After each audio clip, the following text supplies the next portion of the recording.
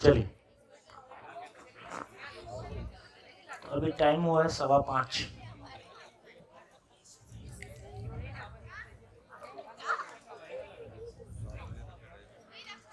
हाँ जी, सभी से निवेदन, और ये बीच में आप सभी अभी अपनी अपनी सीट ले लो। अभी आपका फुल कंसंट्रेशन की जरूरत है।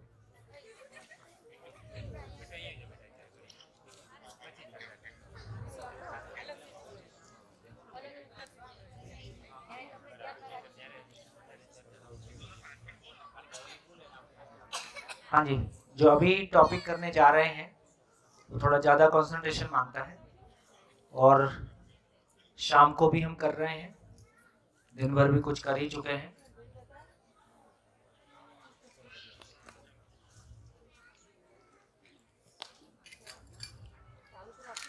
चले, चलिए, तो मुख्य रूप से अभी हम क्या करने जा रहे हैं।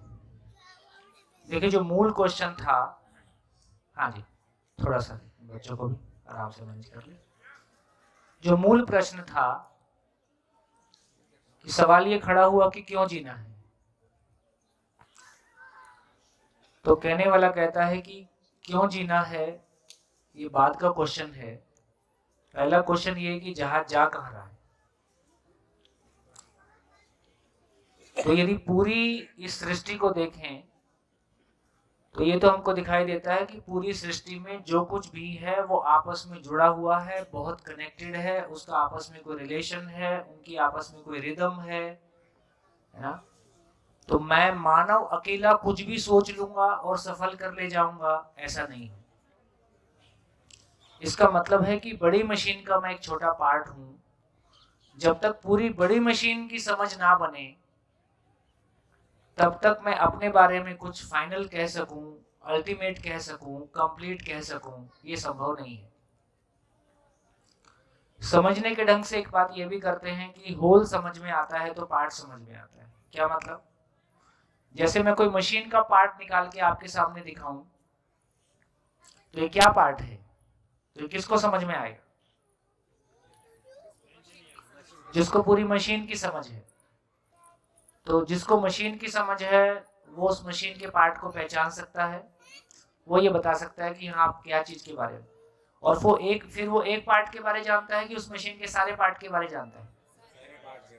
फिर सारे पार्ट्स के बारे जानता है तभी वो किसी एक पार्ट के बारे में बता पा रहा है, क्योंकि कोई भी एक पार्ट दिखाया जा सकता है।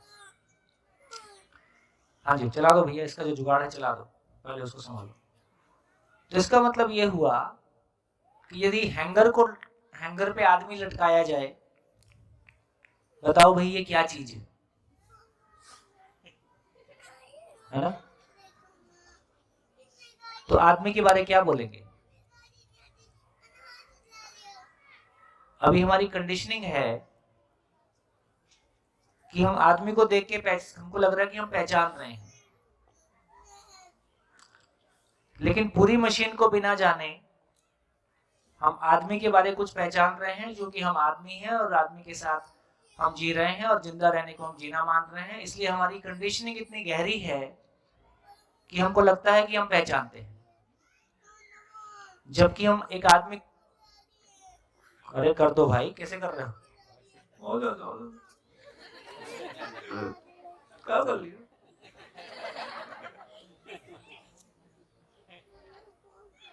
एक बच्चे को संभालने के लिए कम से कम 5 आदमी पूर्ण जागृत चाहिए।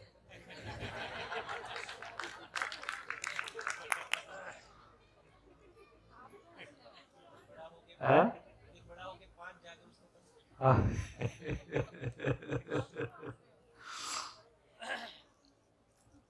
तो मैं कह रहा था कि एक आदमी को, तो इसका मतलब है कि जब तक हमको ये पूरी मशीन समझ में नहीं आए तब तक हम एक आदमी के बारे नहीं बोल सकते कि ये आदमी वाकई में क्या चीज है। क्योंकि जैसा हमने इसको माना था वैसा जी के तो हम कहीं नहीं, सारी सफलताओं के बावजूद कहीं नहीं पहुंच रहे ना। जिनको हमने संसार में सफलता माना उन सब के बावजूद भी, उन सबको पाने के बाद भी जिंदगी में जिस चीज की हमको तला, हर जगह पहुंच के जब तक नहीं पहुंचे तब तक लगता है कि यहाँ पहुंच के मंजिल मिल जाएगी। पहुंचने के बाद पता चलता है कि, जैसे मैं एक शिविर करता था, शिविर में एक आर्टिस्ट था। उस आर्टिस्ट ने हर जगह में ना केवल वो पेंटिंग बनाता था, फ्री हैंड स्केचिंग करता था, उसने पेंटिंग बनाई थी इस पे, उसने पेंटिंग मेरी आप उस पे आर्ट पे मत जाना, हाँ देखो, हाँ उधर मत देखना ऐसा।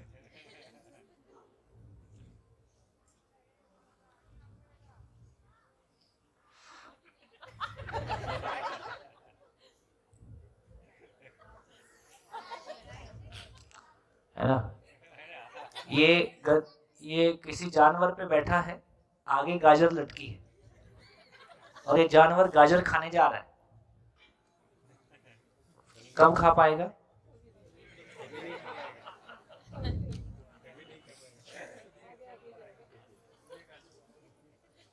तो जितना जानवर चलेगा उतना गाजर भी चलेगी। तो हमारी जिंदगी ऐसी है,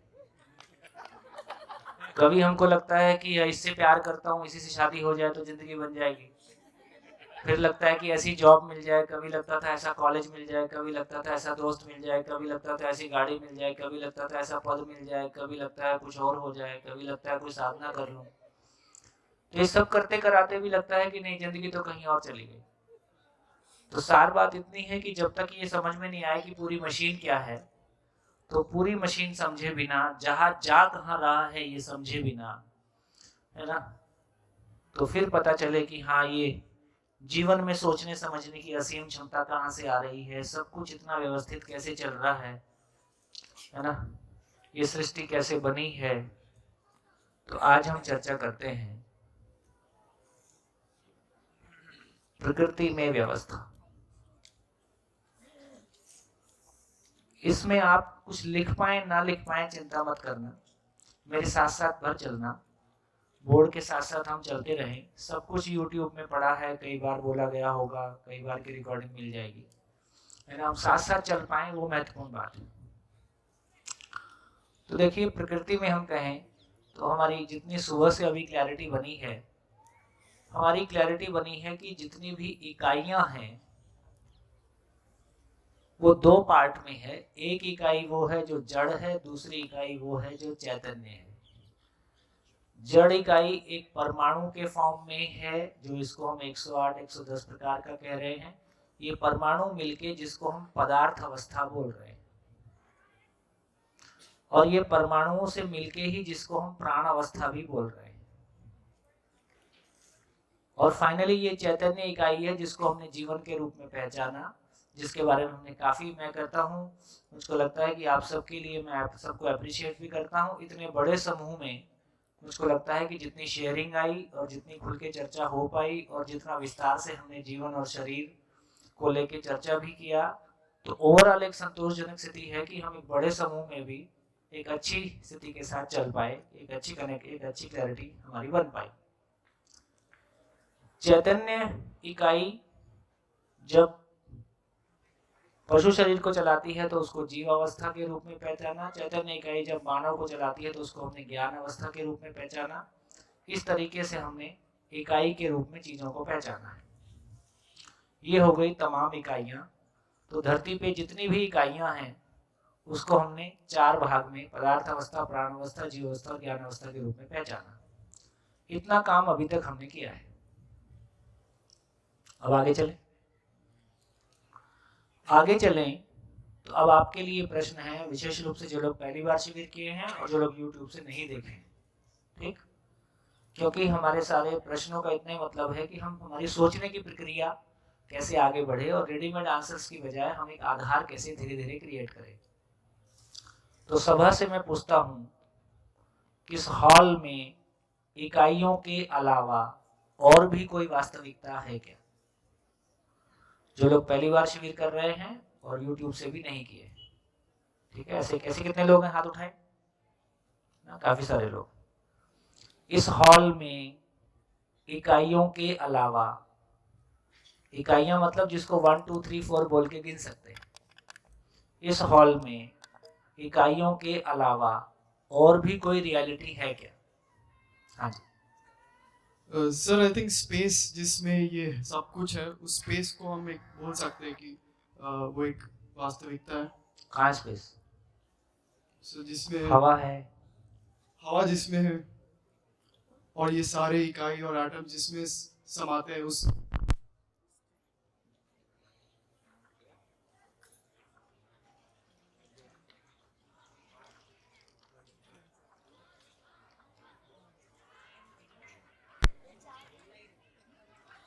तो वो स्पेस खाली जिसमें ये सब समाया हुआ चलो है। समझेंगे। और कोई? सर जितनी भी कोई पार्टिकल के बीच में जगह है वो सब, जैसे कि एटम में भी स्पेस तो है ही, वैसा स्पेस। और कोई? सर लाइट, प्रकाश, प्रकाश। हवा। तो प्रकाश बेसिकली या तो सूरज एक इकाई है उसका प्रभाव है, या लाइट एक इकाई है उसका प्रभाव है।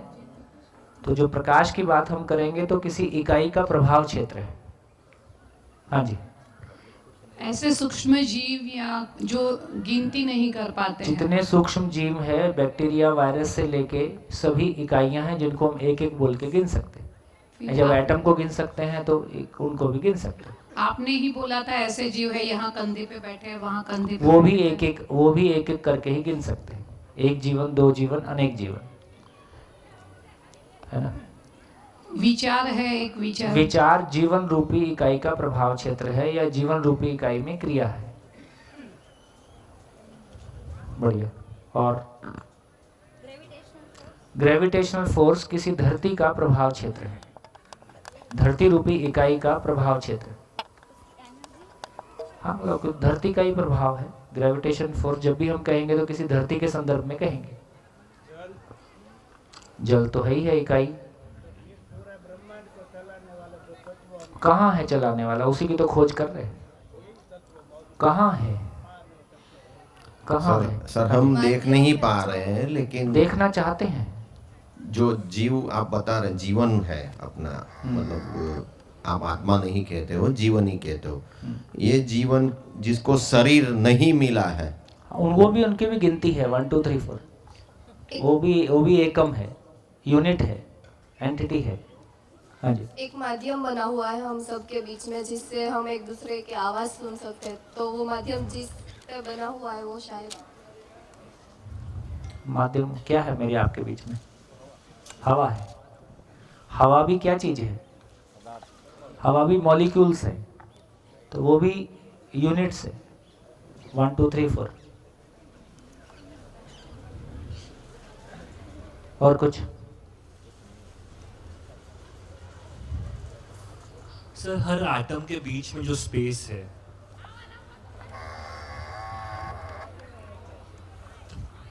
जैसे और समझाओ। सर हर एटम के बीच में स्पेस है जो उसको एनवेलप करी हुई है हर एटम को, तो वो शायद तो एटम के एनर्जी फिर मॉलिक्यूल के बाहर नहीं, मॉलिक्यूल के बाहर नहीं, अंदर। मॉलिक्यूल के बाहर नहीं है, मॉलिक्यूल के अंदर है, हाँ, एटम के बीच में, दोनों दो एटम के बीच में। और मॉलिक्यूल के बाहर नहीं है। सर क्या हम ये भाव की बात कर सकते हैं? भाव तो जीवन, या प्रेम, जीवन ये- रूपी इकाई का एक्सप्रेशन है। अच्छा, ठीक हो गया? और कुछ?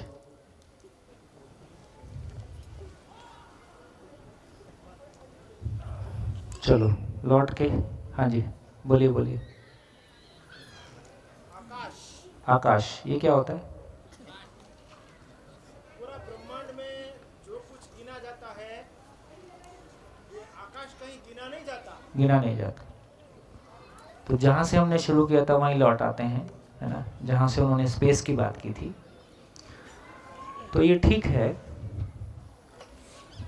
कि जो इन्होंने कहा, तो समझ में आया कि यदि पूरी नेचर में देखें, इसको हम अब अस्तित्व कर देते हैं कि जो कुछ भी है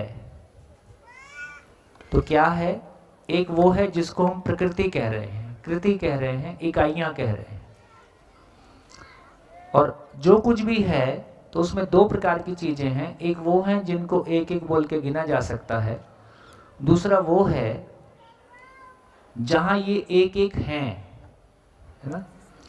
जैसे खुली आकाश को रात के समय आकाश में देखें तो क्या दिखाई देता है? बहुत सारे स्टार्स दिखाई देते हैं। तो स्टार्स ज़्यादा हैं कि उनके बीच में खाली जगह ज़्यादा है? तो ये क्लैरिटी बने कि पूरे ब्रह्मांड को देखें, पूरे अस्तित्व को देखें तो दो तरह की चीज़ें दिखाई देती हैं, दो तरह की वास्तविकता दिखाई देती है। एक वो है जिसको हम एक एक करके गिन सकते हैं, दूसरा वो है जिसको हम गिन नहीं सकते हैं, लेकिन वो है क्या है, दो इकाइयों के बीच में जो खाली जगह है।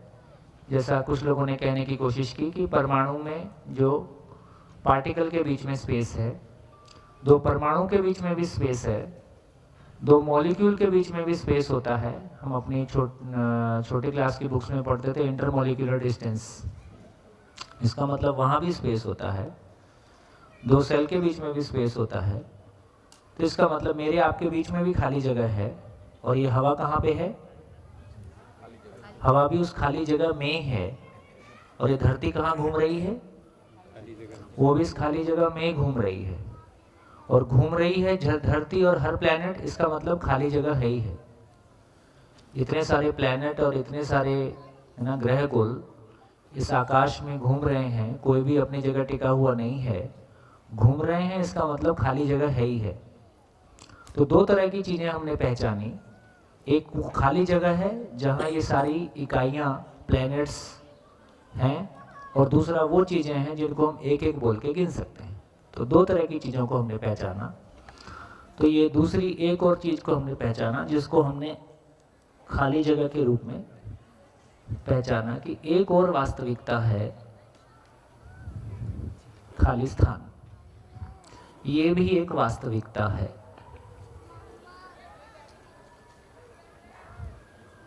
वास्तविकता का मतलब जो हमेशा है, जो हमेशा है, तो खाली स्थान हमेशा है। खाली स्थान को एक बोलेंगे कि दो बोलेंगे? खाली स्थान एक है कि दो है? एक ही है। एक किसको बोलते हैं?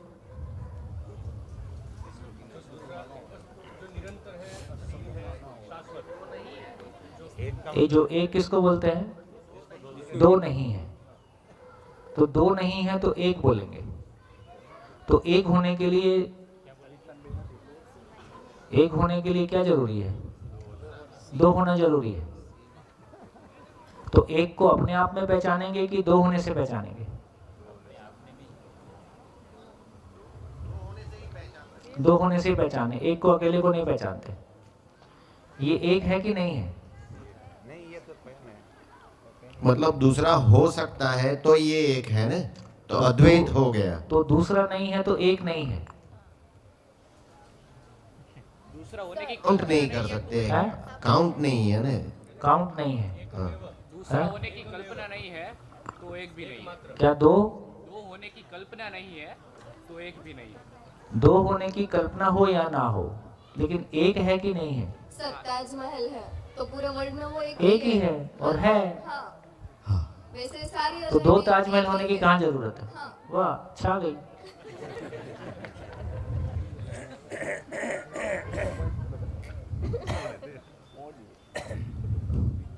हाँ जी। तो एक किसको बोलते हैं? जो है इसका आकार है, दो के- किसी जगह में वो समाहित हो सकते हैं, जिसकी गोठवण व्यवस्था हो सकती है, वो उसको एक बोला जा सकता है। व्यवस्थित आकार है, कोई निश्चित आकार, वो सब। दो के सापेक्ष में, अरे दो के सापेक्ष में एक नहीं होता है। कहाँ हो आप? तो कैसे कौन इधर सा? इधर इधर। अरे महाराज, दो के सापेक्ष में एक नहीं है, एक है तो एक ही है। हाँ तो है तो है। है। अब एक ताजमहल है, दो होने से एक थोड़ी होता है, नहीं। एक होने से भी एक ही होता है। एक होने से तो एक की परिभाषा क्या होगी? हाँ आशीष भाई, मैथमेटिक्स वाले है। हैं?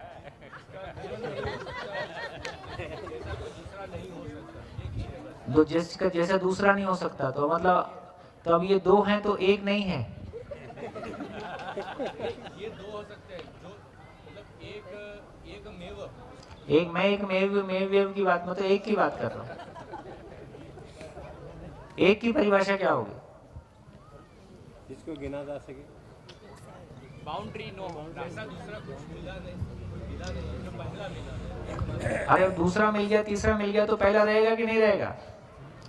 एक एक गिनती है सर, कैलकुलेशन है। डायमेंशन है ना, जो स्पेस कवर करता है, कुछ निश्चित स्पेस। वो एक का मतलब है हेलो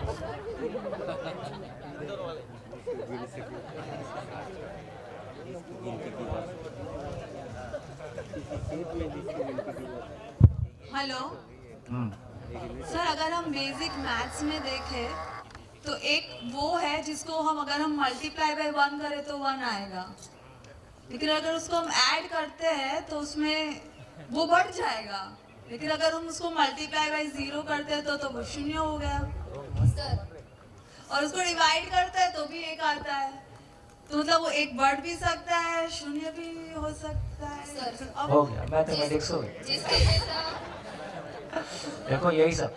अच्छा बताओ सर एक मिनट। अच्छा एक बात बता है हाँ। जो जिसके जैसा दूसरा नहीं है तो वो अपने आप में ही एक हो गया ना। और तो मतलब 3 है तो फिर 1 नहीं होगा। नहीं वो तो है ही, हाँ। लेकिन कोई चीज एक है, जैसे ताजमहल एक क्यों है, क्योंकि उसके जैसा दूसरा है नहीं। तो वो 1 इसलिए नहीं है, वो 1 है इसलिए 1 है, दूसरा हो चाहे मत हो। हाँ। 3 ताजमहल भी हो सकते थे। हेलो, हाँ जी। निरपेक्ष बोल सकते हैं। एक जो है वो सिंगुलर होने का भाव है। पता नहीं अब आपको क्या क्या भाव आएंगे एक से। किसी को लग रहा है 1 ही क्यों है, 2 क्यों नहीं है। वो डबल होने का है। हाँ डबल होने का है। एक मतलब उसके जैसा कोई नहीं है। अरे जब 3 हो गए, किसी के 3 बच्चे हैं तो उसका 1 रहेगा कि नहीं रहेगा। तो 1 तो रहा ही, तो उसके जैसा दूसरा कोई नहीं, ऐसा क्यों कहा जाए। 1 है मतलब 1 है, 2 है मतलब 2 है। सर जो 0 नहीं है, 0 से ज्यादा ही है।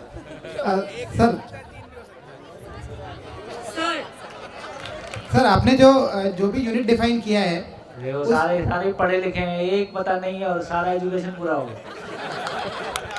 ये एग्जाम में नहीं आता ना सर एक्चुअली जब 1 को मैथमेटिकली डिफाइन करेंगे तो जो यूनिट की आप बात कर रहे हो वो डिपेंड करेगा आपने यूनिट क्या लिया है। अगर आपने इसको पेन माना है तो ये पेन 1 है, इसका ढक्कन अलग कर दो और ढक्कन को यूनिट माना तो ढक्कन भी फिर 1 ही है। मान लिया, देखो हम तो अगर आपको एक बॉडी माना तो आप 1 ही बॉडी हो फिर। हाँ तो किसी चीज को 1 क्यों कहा जाता है।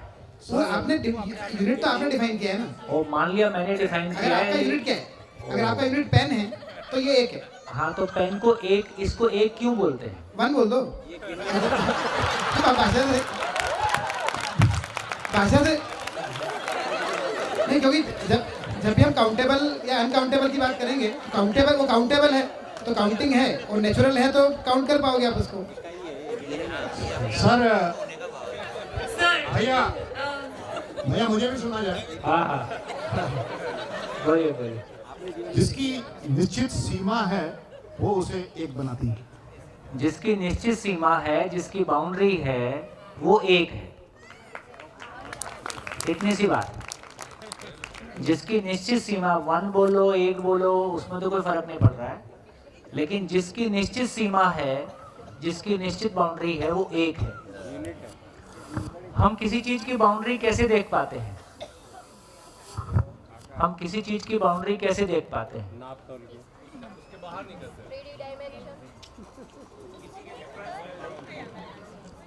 अब कल्पना करें ये खाली स्थान कलर्ड होता तो क्या होता। ये खाली स्थान कलर्ड होता तो क्या होता। तो हमको इसकी बाउंड्री दिखती। ये किसी चीज की बाउंड्री हमको कैसे दिखती है। तो खाली स्थान अपने आप में ट्रांसपेरेंट है। ये खाली स्थान अपने आप में ट्रांसपेरेंट है। जब मैं ऐसे देखता हूं तो मेरे को इधर भी आर पार दिखता है, इधर भी दिखता है, इधर भी दिखता है, इधर भी दिखता है, और जहां मेरे को आर पार नहीं दिखता है वहां मेरे को बाउंड्री दिखाई देती है, क्योंकि ये खाली स्थान ट्रांसपेरेंट है। तो खाली स्थान ट्रांसपेरेंट है इसलिए बाउंड्री दिखती है। बढ़िया। तो खाली स्थान जब 1 बोल रहे हैं तो उसकी पूरी लैंग्वेज बनेगी कि खाली स्थान में 1 है, क्योंकि खाली स्थान कोई चीज है, कोई वास्तविकता है, और खाली स्थान अपने आप में ट्रांसपेरेंट है, इसलिए हमको बाउंड्री दिखाई देता है। जिसकी हमको बाउंड्री दिखाई देती है उसको हम 1 बोल सकते हैं। तो क्या खाली स्थान की हमको बाउंड्री दिखाई देती है। तो क्या खाली स्थान को 1 बोलेंगे। तो खालिस्तान को एक नहीं बोल सकते। जिसकी बाउंड्री दिखाई ना दे उसको एक नहीं बोल सकते। एक बोलने के लिए बाउंड्री दिखाई देना जरूरी है। तो खालिस्तान को क्या बोलेंगे? अनंत। अनंत उसको बोलते हैं जिसको गिना ना जा सके। असीम उसको बोलते हैं जिसकी सीमा को ना पहचाना जा सके। इसलिए खालिस्तान को हम असीम बोल सकते हैं, अनंत नहीं बोल सकते। अनंत मतलब जिसको गिना ना जा सके उसका नाम अनंत है। जैसे रेत के अनंत कण हैं, एटम अनंत हैं। नहीं, आकाश को भी हम अनंत बोलते हैं, आसमान की नहीं भी भैया, नहीं बोलते भैया। अब आप उसको ठीक कर लो, कहीं भी चेक करना हो चेक कर लो। आकाश को हम जिसकी सीमा को नहीं देख सकते उसको असीम बोलते हैं। अनंत शब्द गिनती के अर्थ में यूज होता है, असीम शब्द सीमा के अर्थ में यूज होता है। इसको आप ठीक कर सकते हैं सर। मतलब टेक्निकली गिनती जब भी होती है तो गिनती नेचुरल नंबर्स की होती है, और जो अनंत है वो तो नंबर ही डिफाइन नहीं है, तो अनंत को आप नेचुरल में लाओगे कैसे? देखो, इसके डिटेल में जाओगे। अभी तो मैं जितनी बात कह रहा हूँ अभी इतनी ही केवल बहुत सिंपल बात कह रहा हूँ। ये जो खाली स्थान है इसकी सीमा को हम पहचान सकते हैं? नहीं पहचान सकते। जिसकी सीमा को ना पहचान सकें उसको असीम शब्द देना एक बात हुआ। अब जो अनंत शब्द है वो उस चीज के लिए इस्तेमाल हो रहा है जिसको हम गिन नहीं सकते या जिसको गिनने की आवश्यकता नहीं है। रेत के कण धरती पे कितने हैं इसको गिनना मेरी जरूरत नहीं है। तो रेत के कण गिनना मेरी आवश्यकता, गिनने की आवश्यकता के बाहर है, या मैं उसको गिन नहीं सकता हूँ। उसको अनंत संज्ञा है जिसको गिना ना जा सके। ठीक है, हिंदी में ऐसा परिभाषित है। अब आप उस शब्द को कहाँ यूज कर लो वो आपकी अपनी चॉइस है, लेकिन हिंदी भाषा उसको ऐसा परिभाषित करती है। ऐसा बोल रहा हूँ। एक सेंटेंस बोल दूं मैं? हाँ हाँ बोल दो। माइक।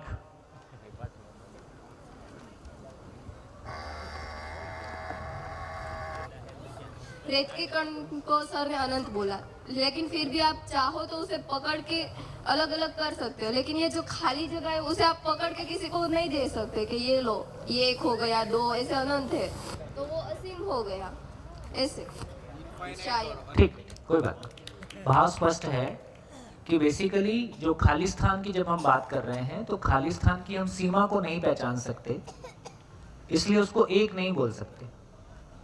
इसलिए उसको नाम देना पड़ेगा कि वो असीम है। अनंत शब्द वस्तुओं के साथ गिनती में इस्तेमाल होता है। एक बात हो गई, तो ये हमारी कुछ क्लैरिटी बनी। और यहाँ हमको खाली स्थान की महिमा भी समझ में आई। जब किसी चीज़ की बाउंड्री हम देख पाते हैं तो बाउंड्री का मतलब है कि वो खाली स्थान अपने आप में पारदर्शी है। कि ये खाली स्थान की एक और महिमा पता चली कि ये पारदर्शी है, इसलिए हम किसी चीज़ की बाउंड्री को देख पाते हैं।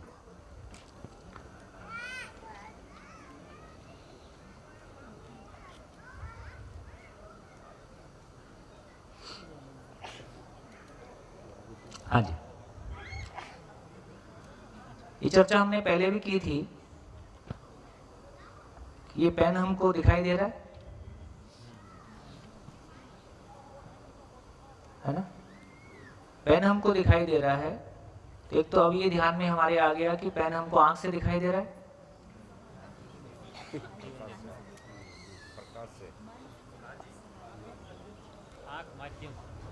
आंख माध्यम है, तो आंख से कुछ भी दिखाई नहीं देता है।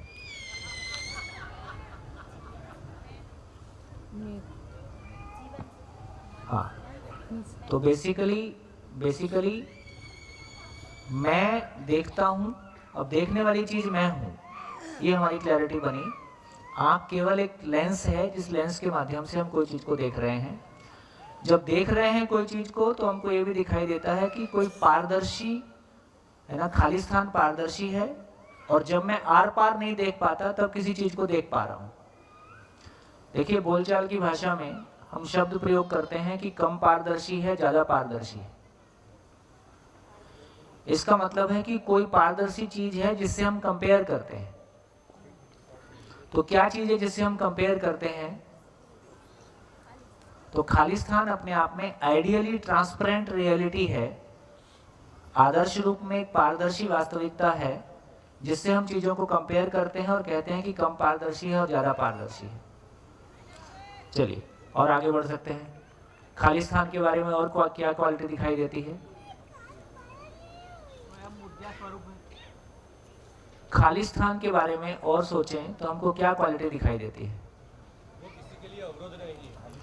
तो खालिस्तान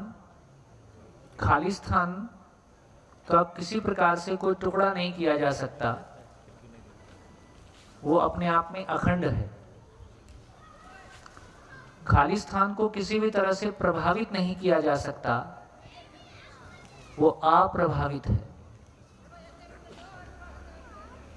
ये ठीक है? हमारे पास कोई मैकेनिज्म नहीं है कि खालिस्तान को हम किसी भी तरीके से प्रभावित कर सकें। हाइड्रोजन बम लगा दें, एटम बम लगा दें, कोई और मैकेनिज्म हो। इसलिए भी कहा कि वो अखंड है, कि उसका कोई टुकड़ा नहीं हो सकता। और क्या बोल सकते हैं?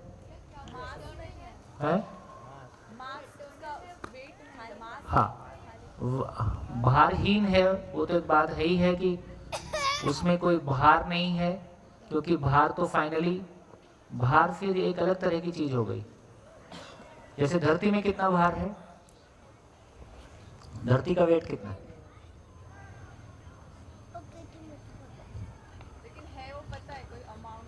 कोई अमाउंट है, कोई फिगर है। तो भार किसको बोलते हैं? मास एंड वेट में क्या फर्क है? मास जब वेट आ जाता है तो उसमें ग्रेविटेशन आता है ना? और धरती का ग्रेविटेशन कैसे निकालोगे? धरती का मास कैसे निकालोगे? मास है, वेट नहीं है। तो धरती के बारे में कहेंगे कि वेट, जब भी वेट लेते हैं, किसी धरती के वातावरण में कोई चीज धरती की तरफ जाना चाहती है, उसको हम वेट बोल रहे हैं। ठीक है? तो उस सेंस में इधर भार की बात नहीं आ सकती, ये एकदम अलग तरह की चीज हो गई, क्योंकि इकाई ही नहीं है, तो भार से कोई लेन देन नहीं है। तो भार का यहाँ कोई मतलब नहीं है। लिखना चाहे आप लिख ही सकते हैं, भारहीन है, पर ये भार का संदर्भ भी यहाँ खत्म हो गया है। क्या वो एटर्नल है भैया? एटर्नल है? इटर्नल, जो है इटर्नल मतलब क्या बोलेंगे? मतलब हमेशा हमेशा है, वो हमेशा है। तो वो क्रिएट या जैसे जीवन है, क्रिएट नहीं हो सकता, डिस्ट्रॉय नहीं हो सकता, वो है। हाँ, क्योंकि अप्रभावित है, क्योंकि अप्रभावित है, इसलिए उसका कुछ नहीं हो सकता है। तो यहाँ एक दूसरी बात भी आती है। यहाँ एक बात हम और कर सकते हैं कि जितनी भी इकाइयां हैं और स्पेस है, सभी इकाइयों को देखेंगे, सभी इकाइयां कैसी हैं? सभी इकाइयां क्रियाशील हैं। तो अभी हम ये भी थोड़ा सा, एक चीज आपने स्पेस लिखा, तो स्पेस, वॉइड, इन्फिनिटी, ये सारी एक ही चीज, एक ही बात है। मतलब पहले हम उसको वस्तु के रूप में पहचान लें, फिर नाम हमारे पास बहुत सारे हैं। तो हम सीधी सीधी ये कह रहे हैं कि मेरे आपके बीच में और हम सब के बीच में और दो प्लेनेट के बीच में, दो एटम के बीच में, ये जो खाली जगह है, जिसमें ये एयर है, जिसमें ये धरती है, जिसमें सारे प्लैनेट्स हैं, जिसमें सारे गैलेक्सीज हैं, है ना? ये कहाँ तक है ये खालीपन? तो ये हमें दिखता है बादल है और तारे है, उसके बादल, पीछे वो void है। हाँ, बादल भी उसी खालीपन में है, तारे भी उसी खालीपन में ही है, और ये खालीपन कहाँ तक है? तो ये हमने अभी बोला सीम है, तो उसकी सीमा नहीं, तो हम बोल सकते हैं दो सच, एक जीवन और एक ये खालीपन। हाँ, दो सच है का मतलब है कि हमको बोलना पड़ेगा कि दो प्रकार की रियलिटी है। मतलब एक प्रकार की रियलिटी खालीपन है, ये खाली स्थान है, खालीपन कहना ठीक नहीं है। एक प्रकार की रियलिटी खाली स्थान है, दूसरी प्रकार की रियलिटी इकाइयां हैं, एंटिटीज हैं। और एंटिटीज में भी दो प्रकार की हो गई, एक जड़ है और एक चैतन्य इकाई है। तो पूरे एग्जिस्टेंस में देखेंगे तो केवल तीन रियलिटी है, जड़ इकाई परमाणुओं के रूप में, चैतन्य इकाई जीवन के रूप में, और तीसरा ये खाली स्थान। चौथी कोई रियलिटी एग्जिस्टेंस में नहीं है।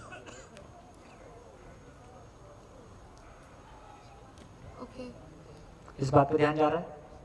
सभी का जा रहा है? भाई जितने भी धरती, पेड़ पौधे, पशु पक्षी, मानव का शरीर बना है, वो किससे मिलके बना है? जड़ परमाणुओं से, अणुओं से। ठीक? और जितने भी मानव हैं और पशु शरीर को चलाता हुआ जीवन है, वो जीवन के रूप में हो गया। हमारे सौर मंडल में जितने भी प्लैनेट्स उपलब्ध हैं, उस पे केवल इस प्लैनेट पे हम मानव हैं, बाकी तो पदार्थ अवस्था ही है। ठीक? तो इससे ये समझ में आया कि यदि मैक्सिमम किसी प्लैनेट पे डेवलपमेंट होगा तो मानव के स्वरूप में आ जाएगा। मानव के स्वरूप में होगा तो तीन ही एंटिटी हैं, है ना?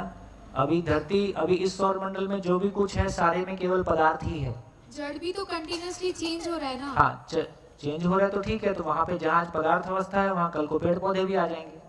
पानी आ गया तो पेड़ पौधे भी मिल जाएंगे, और डेवलपमेंट होगा तो पशु पक्षी आ जाएंगे, और डेवलपमेंट होगा तो मानव आ जाएगा, और डेवलपमेंट होगा तो मानव जागृत हो जाएगा, और डेवलपमेंट होगा तो जागृति की निरंतरता हो जाएगी। एक प्लेनेट अपने आप में हमेशा के लिए जागृति का घर हो जाएगा। तो हम ये सच बोल रहे हैं, एक जड़ है जो कंटिन्यूअसली चेंज हो रहा है और इवॉल्व होता जा रहा है। हाँ, सभी इवॉल्व हो ही रहे हैं। एग्जिस्टेंस में इवोल्यूशन ही है, तो सभी इवॉल्व हो रहे हैं। तो तीन तरह की रियलिटी एग्जिस्टेंस में है। एक तरह की रियलिटी है जो जड़ परमाणु है, दूसरी प्रकार की रियलिटी है जो चैतन्य इकाई है, जीवन के स्वरूप में है। जीवन एक ही प्रकार का है, जड़ परमाणु 108 प्रकार के, 110 प्रकार के जो भी हैं। और तीसरी चीज खाली स्थान है ना, जो असीम अवकाश है, जहाँ पे ये सारी इकाइयाँ जिसमें हैं और जिसमें वो सारी इकाइयाँ व्यवस्थित है। तो क्या ऐसा बोल सकते हैं ये तीनों चीजें क्रिएट भी नहीं होती, डिस्ट्रॉय भी नहीं होती? हाँ, उसको ये ऑलरेडी है, राइट? अब बस उनका रूप बदलता रूप बदलता उनका रहता है, बस आकार बदलता जा इतना रहा है, ही, continuous इतना ही है। basis। तीनों तो वो चीजें already है। अभी के लिए तीनों चीजें हैं और ये हमेशा हैं, केवल रूप परिवर्तन होता रहता है। जैसे मान लो इस धरती पे एटॉमिक वेपन यूज कर दें और ये चेन रिएक्शन हो जाए फ्यूजन और फिजन का, तो ये भी एक सूरज बन जाएगा। तो मैक्सिमम इतना चेंज हो सकता है। फिर वो टाइम के हिसाब से लाइफ आएगी, टाइम के हिसाब से फिर ठंडा होगा, फिर उस पर पानी आएगा, फिर सेल फॉर्मेशन होगा, फिर ग्रो करेगा। पर फिर वही हुआ ना, ये तीनों ऑलरेडी है तो कहाँ से आए, स्टार्ट कहाँ से हुआ? हाँ, ये काम की बात है। हाँ जी, ठीक है, इस क्वेश्चन को बताओ। हेलो सर, एक ये पूछना था कि अगर कोई वस्तु का या इकाई का संदर्भ नहीं होगा तो क्या हम इस खाली स्थान को पहचान सकते हैं? देखिए, क्वेश्चन आपका बिल्कुल बढ़िया है। खाली स्थान को पहचानने वाला कौन है और खाली स्थान को पहचानना किसकी जरूरत है? मेरी। बस इतनी ही बात है। सर, इसका मतलब हम ये कह सकते हैं कि ये जो अवकाश है वो अक्रियाशील है। हाँ, इट इज नॉट एक्टिव। वही कहने जा रहा था। आपकी बात पूरी कर लो। आप कुछ और कहना चाह रहे हो? मेरी जरूरत है मानता, मैं वही पूछने वाला था कि मतलब विदाउट कोई ऑब्जेक्ट में उसको पहचान सकता हाँ, नहीं। कोई उसको यदि खाली स्थान है, और जैसा कि अभी हम चर्चा करेंगे कि वो क्रिया शून्य है, हाँ, तो क्रिया शून्य है तो उसको तो पहचानना नहीं है कुछ। ओके। तो उसको पहचानने वाला कौन है? तो पहचानने वाला कोई इकाई ही है। तो जड़ इकाई उसको पहचानेगा कि चैतन्य इकाई उसको पहचानेगा? जड़ इकाई पहचान के क्रियाशील रह सकता है, चैतन्य इकाई पहचान के बता भी सकता है। ठीक। हाँ भैया, खाली स्थान पारगामी है। तो सुनो ना, ऐसा करते हैं कि अभी आप उतना ही बोलो जितनी जरूरत हो, ताकि ये रिदम में हम साथ में चल पाएं और इतने समय में कुछ डाटा अपना पहुंच जाए। ओके। हाँ सर, हाँ जी, कहाँ हो आप? हाँ, टाइम से ये परे, मतलब irrespective of time, it has been there, अभी भी है और कल भी होगा। हाँ, मेरे को लगता है कि क्रिया शून्य कोई बढ़िया चीज़ है, उसको एक बार समझते हैं तो बहुत सारी बातें निकल के आएंगी। देखिए, हम ये चर्चा कर ही सकते हैं कि ऐसे स्थान की कल्पना करें जहाँ इकाइयाँ भी हैं और खाली स्थान भी है। इसकी कल्पना करें। ये पूरी सृष्टि खाली स्थान में इकाइयाँ हैं, ये हॉल खाली स्थान में इकाइयाँ हैं। अब एक ऐसी कल्पना करें कि खाली स्थान ना हो और इकाइयाँ हैं। ऐसी कल्पना कर सकते हैं कि नहीं? इकाइयाँ ना हो, केवल खाली स्थान हो। क्या? अंतरिक्ष और वैक्यूम, है ना? अंतरिक्ष और वैक्यूम के रूप में हम दो कल्पनाएं कर सकते हैं, जहाँ खाली स्थान नहीं है लेकिन इकाइयाँ हैं। अब ऐसी कल्पना करें कि जहाँ इकाइयाँ हो और खाली स्थान ना हो। ये नहीं हो सकता। ऐसी कल्पना करें जहाँ दोनों ना हो। ये भी नहीं हो सकती। तो बहुत क्लियरली ये समझ में आया कि खाली स्थान तो है ही, कहीं इकाइयां हैं कहीं इकाइयां नहीं हैं। ये क्लैरिटी बन गई? सभी के साथ पीछे हम साथ साथ चल पा रहे? तो इससे ये समझ में आया कि खाली स्थान तो है ही, लेकिन कहीं इकाइयां हैं कहीं इकाइयां नहीं हैं। तो बेसिकली खालिस्तान सभी जगह है ही, है ना। तो इस क्रम में हमको ये समझ में आ गया कि बेसिकली जिसको हम कह रहे हैं कि खालिस्तान अपने आप में क्रियाशील है, सॉरी ये इकाइयां अपने आप में क्रियाशील है, ठीक। और सभी जगह में जहां इकाइयां नहीं है वहां भी खालिस्तान है ही। यदि इकाइयां क्रियाशील है इसका मतलब है कि उसके लिए कोई आधार होगा ही, है ना। एक बात हम कह रहे हैं कि उसके लिए कोई आधार होगा ही। तो इस क्रम में हम देख रहे हैं कि जबकि जो यदि हमको क्रिया का मतलब है कि या तो हमको गति दिखाई देती है या हमको तरंग दिखाई देती है ना, या किसी तरह का दबाव दिखाई देता है, उसको हम क्रिया के रूप में पहचानते हैं। तो क्रिया के रूप में हम पहचानते हैं तो इस रूप में हमको दिखाई देता है कि हाँ इकाइयों में क्रिया है, लेकिन जहाँ पे स्पेस है इकाई नहीं है वहाँ किसी क्रिया का दर्शन होगा। जब भी क्रिया का दर्शन होगा वो इकाई में ही होगा, लेकिन जहाँ इकाई नहीं है ऐसी जगह उपलब्ध है अंतरिक्ष के रूप में, जहाँ इकाइयाँ नहीं है वहाँ किसी क्रिया का दर्शन होगा। तो इससे समझ में आता है कि खालिस्तान अपने आप में क्रिया शून्य है। खालिस्तान स्वयं में क्रियाशील है, लेकिन खालिस्तान में जो इकाइयां हैं वो क्रियाशील हैं। यदि खालिस्तान अपने आप में क्रिया शून्य है, यदि खालिस्तान अपने आप में क्रिया शून्य है, इसका मतलब ये कहीं से आया, कहीं से आया मतलब क्रिया, ये कहीं जा सकता है, जाना मतलब क्रिया, इससे कोई चीज पैदा हुई मतलब क्रिया, ये किसी से पैदा हुआ मतलब क्रिया। इसका मतलब ना ये पैदा हुआ, ये अजन्मा है। इसके जैसा दूसरा कोई रियलिटी, इसके जैसी दूसरी कोई रियलिटी नहीं है, इसलिए अद्वितीय है। इसके जैसी दूसरी कोई वास्तविकता नहीं है, है ना। और क्या बोल सकते हैं। तो क्रिया शून्य का मतलब है, क्रिया शून्य का मतलब है इसका कोई जन्म नहीं है, है ना। ये नित्य है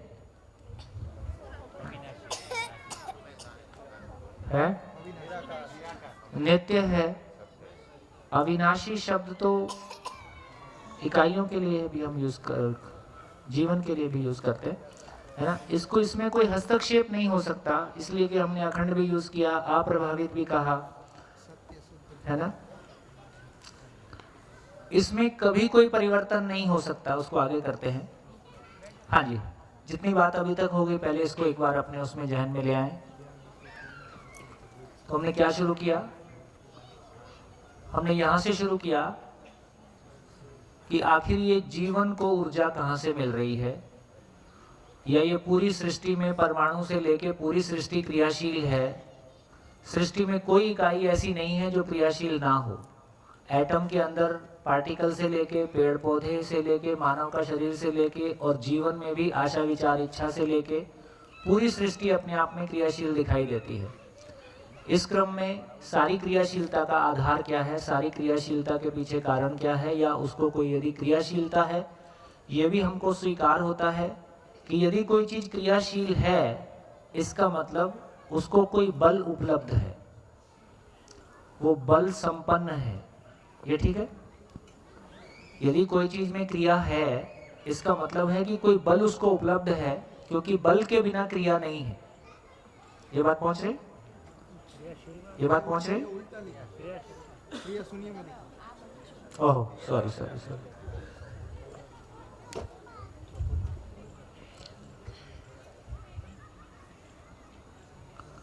तो बेसिकली जब कह रहे हैं कि कोई चीज क्रियाशील है तो बेसिकली वो बल संपन्न है। बल के बिना क्रिया नहीं है, और यदि बल संपन्न है तो उसके मूल में ऊर्जा के बिना कोई बल नहीं है, तो ये ऊर्जा संपन्न है। तो इकाई ऊर्जा संपन्न है, इसलिए इकाई बल संपन्न है, इसलिए इकाई क्रियाशील है। इससे क्या सिद्ध हुआ, इससे क्या सिद्ध हुआ, सभी इकाइयां ऊर्जा संपन्न है, सभी इकाइयां ऊर्जा संपन्न है। देखिए, यदि हम ये चर्चा करें कि शरीर में भोजन करने से क्या होता है, तो शरीर में भोजन करने से फाइनली नई सेल क्रिएट होती है, पुरानी सेल मरती रहती है। लेकिन ये भी एक सोचने की बात है कि हृदय हृदय की तरह काम कर रहा है और किडनी किडनी की तरह से काम कर रही है, और जो सेल मर रही हैं उनकी जगह में जाके नई सेल उसको रिप्लेस कर रही हैं। ये पूरा मैकेनिज्म कैसे अपने आप में बना हुआ है, पूरा मैकेनिज्म तो काम कर रहा है ना। हर एक शरीर की हर इकाई से लेके, सृष्टि की हर इकाई से लेके, तमाम पेड़ पौधे से लेके, तमाम जो भी कुछ सारी इकाइयां उपलब्ध हैं, उनके सारे मैकेनिज्म, उसके लिए तो हमारा भोजन काम नहीं करता ना। देखिए, ये भी सोचने की बात है बढ़िया कि जो हम भोजन कर रहे हैं वो शरीर में जो हम काम कर रहे हैं, जो टूट फूट हो रही है, उसकी भरपाई के लिए है। तो ना तो हमारी ये क्लैरिटी बन रही कि जीवन में सोचने समझने की असीम ताकत कहाँ से आ रही है, नंबर 1। नंबर 2, ये शरीर अपने आप कैसे काम करता है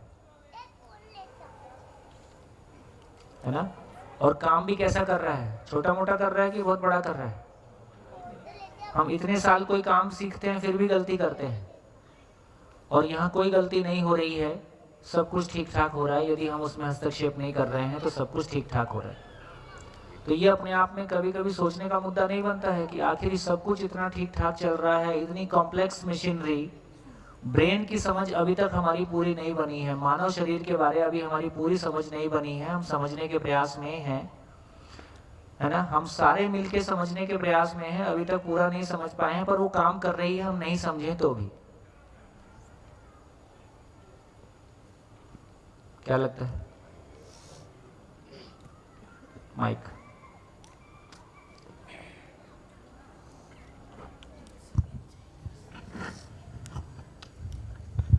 क्या हम ये बोल सकते हैं कि ये जो व्यवस्था का कोई एल्गोरिदम है या कोई पैटर्न है, और वो एल्गोरिदम को चलाने के लिए जो एनर्जी है वो ये स्पेस में है?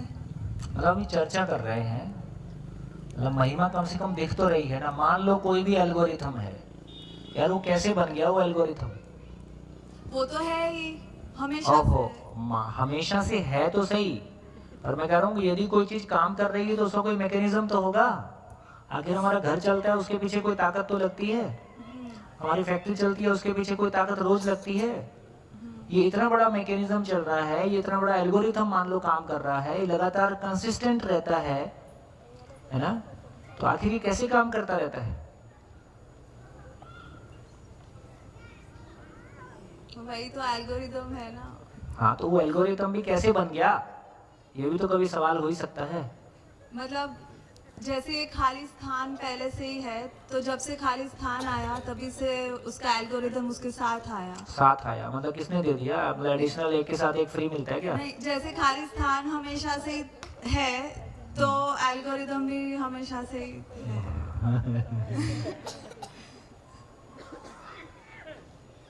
कैसा लगता है ये सब प्रश्न?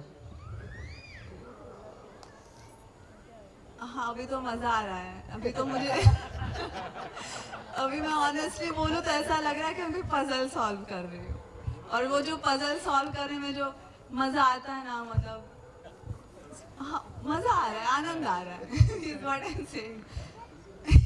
बताइए, अब इनको ये नहीं मिलेगा तो ये भी क्या करें? इतनी ताकत रख के, इतनी सोचने समझने की ताकत रख के युवा पीढ़ी क्या करे यदि उसको ऐसी इंटरेस्टिंग चीज नहीं मिले तो?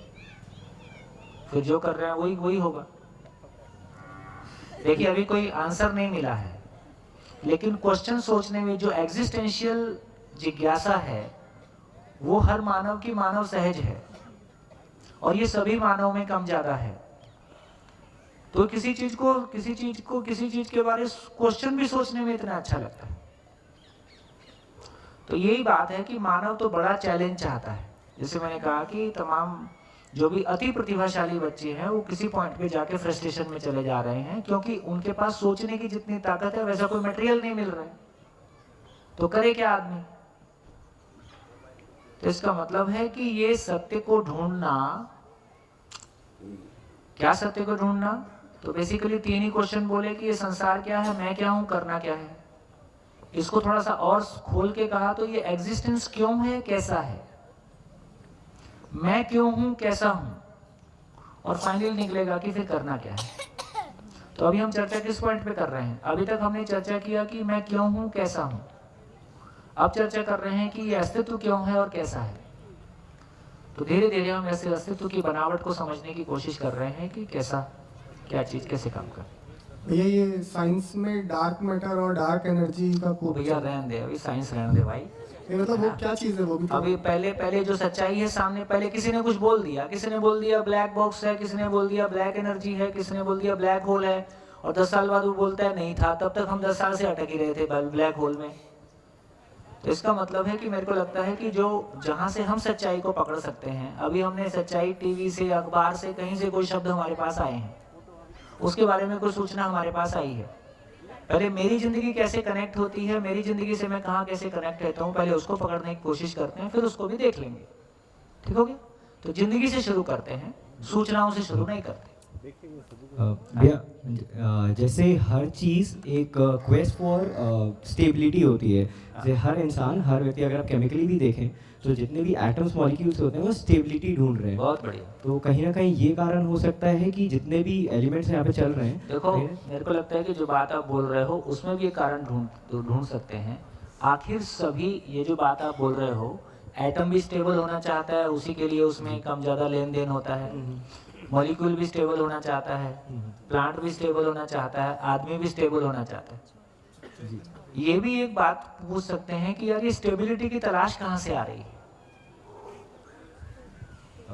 है ना? ये भी एक क्वेश्चन हो सकता है ना। जी जी बिल्कुल। कि पूरे एग्जिस्टेंस में हम माइंडसेट में स्टेबिलिटी ढूंढ रहे हैं, हमारा माइंडसेट स्टेबल हो जाए। कभी हम आर्थिक स्टेबिलिटी ढूंढ रहे हैं। तो इसका मतलब है कि पूरे एग्जिस्टेंस में सभी को स्टेबिलिटी ढूंढ रहे हैं। हाँ जी वही। तो प्रकृति का भी वही तो बोल रहा था। ये कहाँ से आ रही है ये खोज? क्योंकि अगर स्टेबिलिटी नहीं रहती है तो जो इलेक्ट्रॉन्स अगर कुछ भी होते हैं वो कहीं ना कहीं चार्ज रहते हैं, वो कहीं ना कहीं शिवर करते रहते हैं, वेव करते रहते हैं, घूमते रहते हैं। तो मे बी वो एक फाइनल डेस्टिनेशन ढूंढ रहे हैं या फिर एक ऐसा पॉइंट ढूंढ रहे हैं जहाँ पे और कोई चार्ज ना रहे, न्यूट्रल ढूंढ रहे हैं। तो शायद वो हो सकता है। क्यों ढूंढ रहे हैं न्यूट्रल? वही चार्ज के लिए कि ताकि एक स्टेबल पॉइंट आ जाए जहाँ पे और कोई इश्यूज ना आए, कि अगर आप पॉजिटिवली चार्ज हैं या नेगेटिवली चार्ज हैं तो कहीं ना कहीं आप एक एनर्जी लेके कैरी कर रहे हैं, एक स्ट्रेस लेके कैरी कर रहे हैं जो आप आजू बाजू से अफेक्टेड हो जाएंगे। अगर मान लीजिए आप पॉजिटिव हैं तो नेगेटिव आपको कहीं ना कहीं इफेक्ट करेगा। तो अगर आप एक न्यूट्रल पॉइंट में, इतने स्टेबल पॉइंट में आ चुके हैं तो शायद बाहर के फैक्टर्स या फिर और कोई फैक्टर्स आपको उतना इफेक्ट नहीं करेंगे। तो एक कारण ये हो सकता है जहाँ तक। जी आप कुछ कहना चाह रहे हैं? सर एक क्वेश्चन का एक थियरी है मेरे पास, जो मैं साइंस को थोड़ा फॉलो करता हूँ और उसका बारे में थोड़ा अंडरस्टैंडिंग है। तो शायद ये हो सकता है कि आपने जैसे स्पेस या खाली स्थान का एक आइडिया बताया कि वो पहले से है, तो ऐसे दो मेन लॉज, ग्रेविटी और चार्ज या मैग्नेटिज्म जिसको कहते हैं, पॉजिटिव और नेगेटिव चार्ज का होता है, लाइक चार्जेस रिपेल और अनलाइक चार्जेस अट्रैक्ट, वो लॉ है। तो वो दो लॉ पहले से खाली स्थान की तरह हैं और रैंडम मोशन में सब कुछ चलता है। जैसे फॉर एग्जांपल बिग बैंग हुआ तो एटम्स थे वो रैंडम। एक मिनट, बिग बैंग में बोल रहे हैं कि कुछ फटा। हाँ। तो मैं यदि एक क्वेश्चन और पूछूं कि वो फटने के लिए एनर्जी कहाँ से आई? वो उसका आंसर अनस्टेबिलिटी है, लेकिन जो बेस है, मतलब मुझे ये नहीं पता बिग बैंग सही है या नहीं, लेकिन हम जैसे मानव बने या हमारे में व्यवस्था आई, हाँ, ये तो उसका रीजन है कि ग्रेविटी और चार्जेस हजारों साल तक इकाई में ये रूल फॉलो हुआ और एक रैंडम मोशन की वजह से हाइड्रोजन और हाइड्रोजन फॉर एग्जांपल कोलाइड हुए और उसमें हीलियम बना। तो ऐसे धीरे धीरे वर्षों के साल में रैंडम मोशंस होते रहे और जैसे कुछ अच्छा बना तो वो स्टेबल हुआ और वो मल्टीप्लाई हुआ। तो इसी तरीके से बिलियंस ऑफ ईयर्स हम जैसे कहते हैं, तो बिलियन ईयर्स में मानव में ये क्या है, ये शरीर बना जो हमें हमारे जीवन को परफेक्टली एक्सप्रेस करने में मदद रूप है। हाँ। ये और जबकि यदि जीवन की बात करेंगे, वो पॉजिटिव नेगेटिव से कोई चीज़ से प्रभावित है नहीं, वो स्टेबल है ना, वो एकदम अलग ही चीज़ हो गई। वो किसी भी भौतिक रासायनिक से कोई प्रभाव वहाँ पे है ही नहीं, वो एक बिल्कुल अलग प्रकार की चीज़ हो गई। बढ़िया हो। हाँ जी, पीछे एक माइक ले रखे। हाँ जी। स्पेस तो एक माध्यम है जिसमें इकाई ट्रैवल करती है, मतलब वो कोई क्रिया होती है, तो उसमें एनर्जी का क्या है?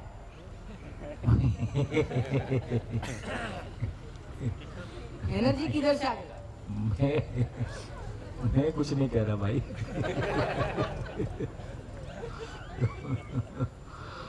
मैं समझने की कोशिश कर रहा हूँ और जो समझा है वो आपको शेयर कर रहा हूँ कि देख लें कहाँ से आई है ना, देख लेते हैं। भैया ठीक हो गया, आगे चलते हैं। हाँ जी, यहाँ कहाँ हो? यहाँ हाँ आपने अभी मुझे जो समझ आया यहाँ वो इकाई और स्पेस वाला कि हर इकाई ऊर्जा संपन्न है क्योंकि वो क्रिया संपन्न है, मतलब क्रियाशील है इसलिए ऊर्जा संपन्न है। सही? हाँ, तो फिर जीवन भी ऊर्जा संपन्न इसलिए क्योंकि वो क्रियाशील है, लेकिन उसको क्रियाशील होने के लिए कभी तो एनर्जी चाहिए हाँ, होगी, तो वही वो बात कर रहे एनर्जी हैं, वही तो बात कर रहे हैं। अभी इतनी ही बात की है बस। इससे एक बात की क्लैरिटी हमारी बन गई कि एटम से लेके, मॉलिक्यूल से लेके, सेल से लेके, धरती से लेके, जीवन से लेके, सृष्टि में कोई भी इकाई ऐसी नहीं है जो अपने आप में क्रियाशील नहीं है। ये बात ठीक है? ये बात ठीक है? क्रियाशील है इसका मतलब कोई बल उपलब्ध है, क्रियाशील है इसका मतलब वो इकाई अपने आप में ऊर्जा संपन्न है। ये बल्ब जल रहा है तो उसको कोई ऊर्जा उपलब्ध है। पर क्रियाशील क्यों है? हाँ, अब क्रियाशील क्यों है? क्योंकि इसका मतलब है कि क्रियाशील मतलब क्रियाशील है, ये दिख रहा है। क्यों है तो अभी बात की बात है ये दिख रहा है कि नहीं दिख रहा है, उसको नकार तो नहीं सकते जो है। क्रियाशील है, ये है, ठीक है, दिख रहा है, ये है। क्रियाशील क्यों है उसको समझेंगे, लेकिन क्रियाशील है पहले ये दिख रहा है, ये ऑब्जर्वेशन में आ रहा है। क्रियाशील क्यों है इसका मतलब कोई बल उपलब्ध है, इसका मतलब कोई ऊर्जा उपलब्ध है, इसका मतलब हर इकाई ऊर्जा संपन्न है।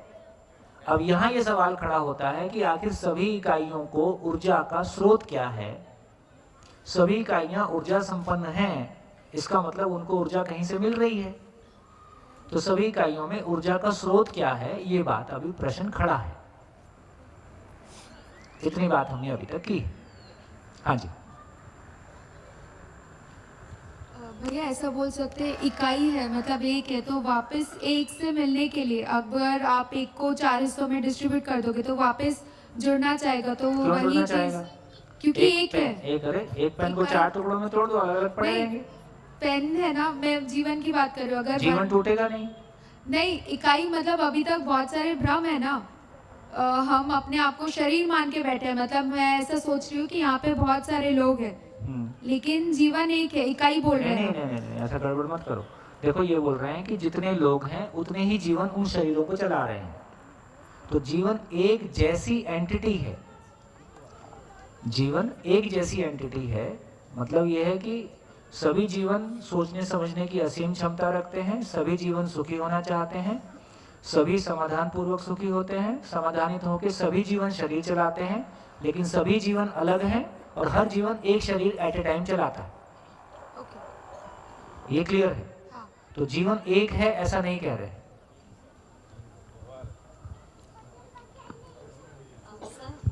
ये खाली स्थान एक है, ये खाली स्थान एक है तो एक नहीं है, असीम है। हाँ मतलब मेरे बॉडी में जो मॉलिक्यूलर के बीच में जो स्पेस है आपके बॉडी में भी है और स्पेस में भी है, तो सब कनेक्टेड है। हाँ मतलब वैसे एक है, सेम। हाँ, खाली स्थान, हाँ ठीक है, वो ठीक है, ये ठीक, इसमें दिक्कत नहीं। हाँ जी, हो गया। अब आगे बढ़ो।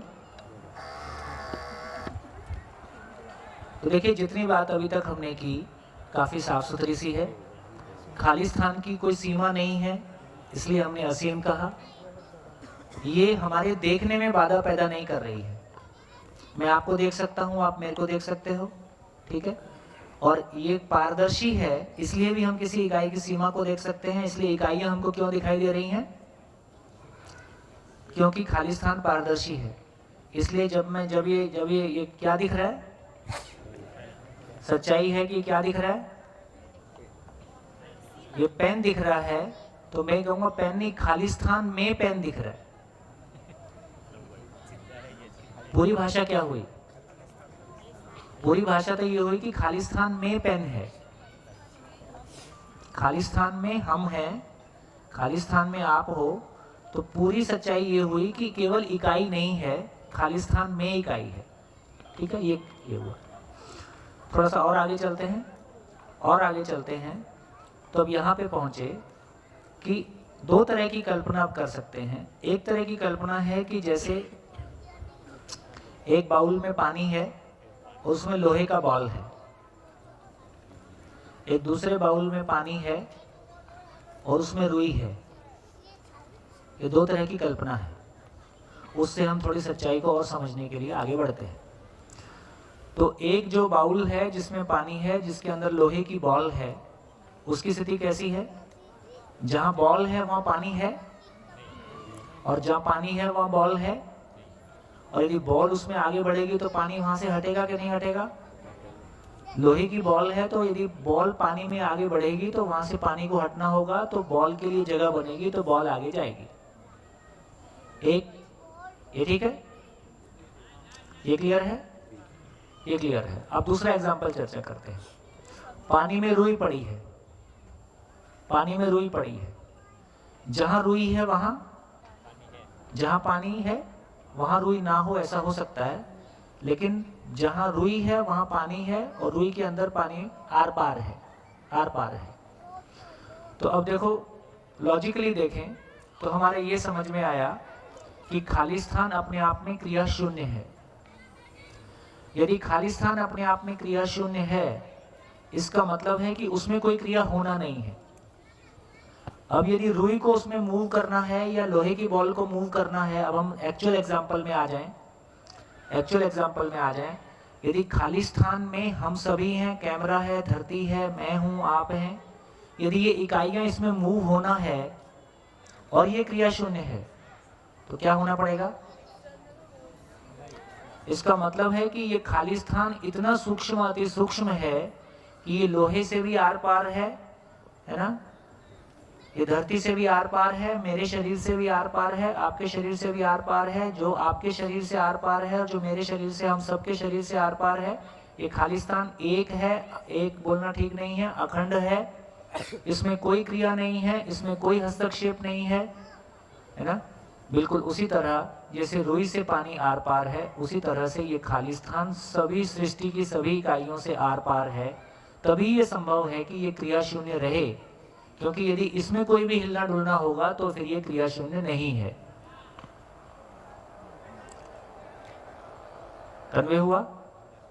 इससे ये पता चला कि ये खाली स्थान सभी इकाइयों के आर पार है, पारगामी है। सभी इकाइयों के आर पार है, सभी इकाइयों के आर पार है। और इकाइयां उसमें मूव करती हैं। धरती मूव कर रही इतनी बड़ी, सूरज मूव कर रहा है इतना बड़ा, लेकिन इसके बावजूद भी उसमें कोई हिलना डुलना नहीं है, वो अपनी जगह है। जैसे रुई में, पानी में रुई को मूव करें और कल्पना करें कि ना रुई उसमें से जा रही है और पानी अपनी जगह स्टिल है, उसमें कोई हलचल नहीं है। तो अब यदि हम बात करें कि सूक्ष्म के ढंग से, ये हमने चर्चा किया। देखो, एक तो यदि पूरी चर्चा को देखें, अब एक है जिसको हम कह रहे हैं कि स्थूल वास्तविकता है, फिर कह रहे हैं कि सूक्ष्म वास्तविकता है, फिर कह रहे हैं कि कारण वास्तविकता है, फिर कह रहे हैं कि महाकारण, सूक्ष्म अति सूक्ष्म। तो बेसिकली शरीर को स्थूल कहा, जीवन को सूक्ष्म कहा, जीवन के और जो अंदर कंपोनेंट है, मान लीजिए अभी मैं नाम नहीं ले रहा हूं, उसको कारण कहा। कोई उससे भी सूक्ष्म रियलिटी है जो उससे भी आर पार है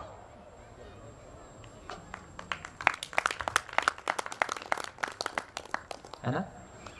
इतनी सूक्ष्म, अति सूक्ष्म कोई रियलिटी जो सृष्टि की सभी इकाइयों से आर पार है, जो अपने आप में है और है, ना कहीं से आया, ना कहीं से गया, ना उसका जन्म हुआ, ना उससे किसी का जन्म हुआ, क्योंकि कुछ भी होने से क्रिया हो जाएगा।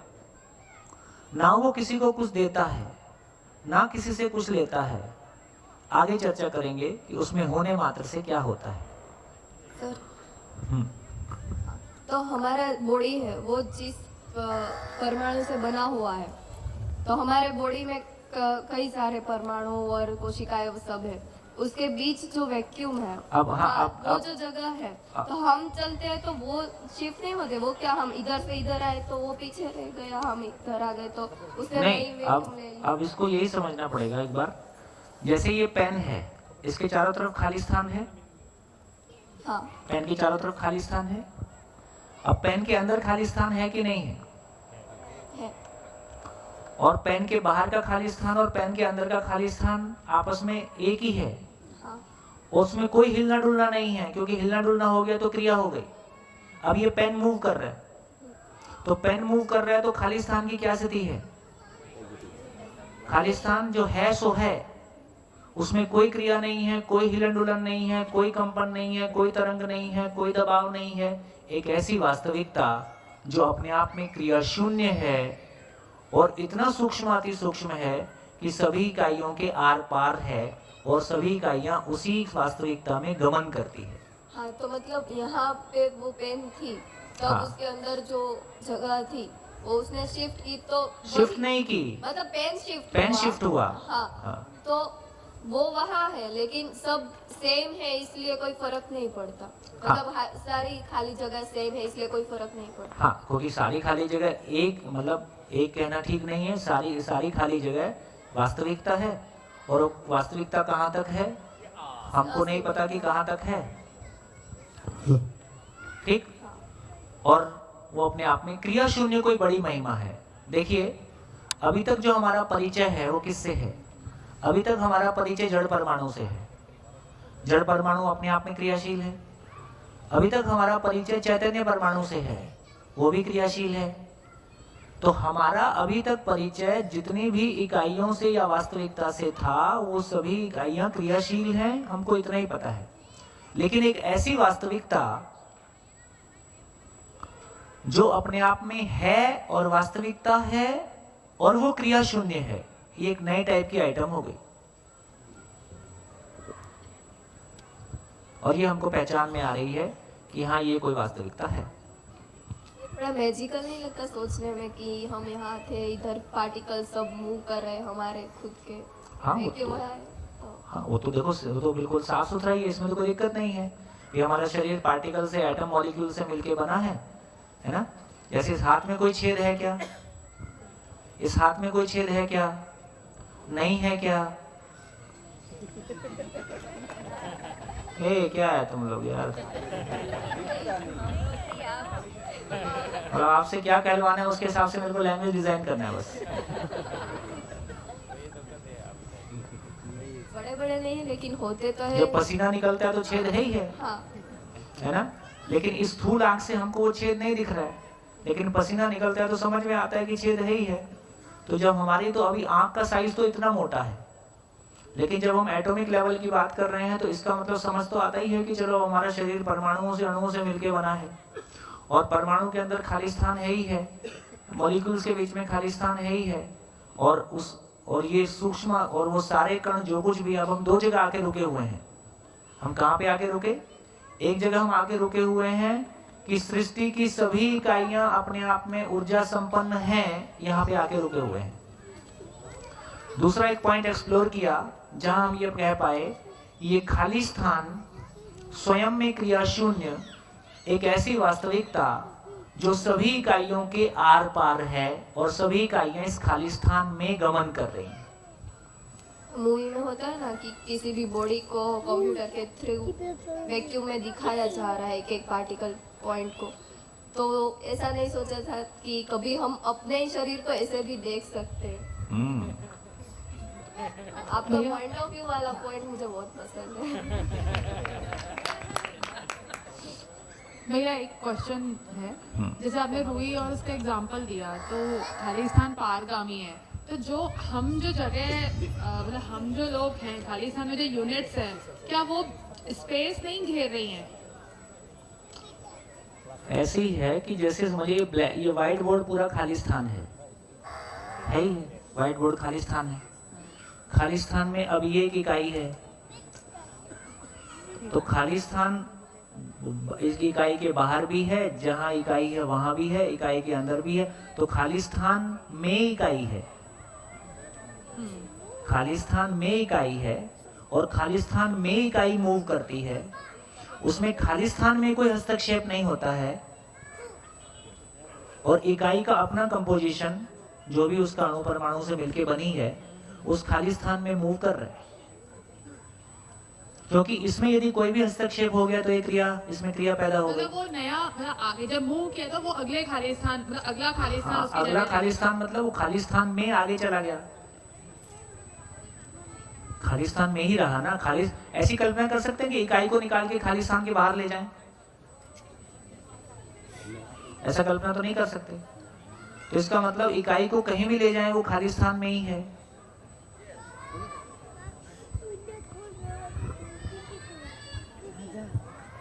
हाँ जी है।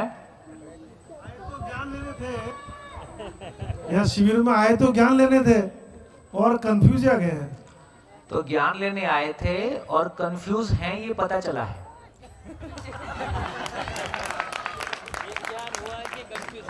हाँ, कम से कम ये पता तो चला। पहले ये भी पता नहीं था कि कंफ्यूज है। ये भी ज्ञान ही है। तो ये ज्ञान होने का पहला स्टेप है कि ये पता चले कि मैं कंफ्यूज हूँ और क्या चीज के लिए कंफ्यूज हूँ, तो पता इसको ठीक करेंगे। हाँ जी, जितनी चर्चा हुई उसमें और कुछ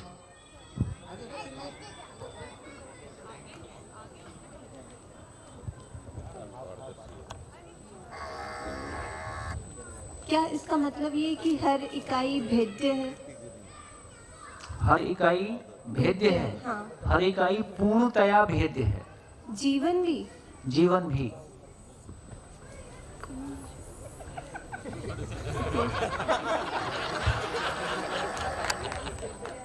भेद्य का सेंस क्लियर है। हाँ, भेद्य का सेंस ये है कि जीवन के अंदर से भी खालिस्तान आर पार है। तो सृष्टि की सभी इकाइयां, देखो ये तो अपनी क्लैरिटी बन गई कि खालिस्तान अपने आप में क्रिया शून्य है। हाँ। खालिस्तान में कोई छेद नहीं हो सकता, खालिस्तान कहीं से कटफट नहीं सकता, खालिस्तान को प्रभावित नहीं किया जा सकता। तो जीवन के साथ भी तो ये सब बात की थी हमने। जीवन के साथ क्या बात? जीवन के साथ ये बात की थी कि वो अमर है। अमर है का मतलब हमेशा रहेगा। गठन जिसको हम परमाणु बोल रहे हैं उसका कंपोजिशन बदल सकता है। लोहे का परमाणु एल्यूमिनियम का परमाणु हो सकता है, वो चेंज हो सकता है, उसका फॉर्म चेंज हो सकता है।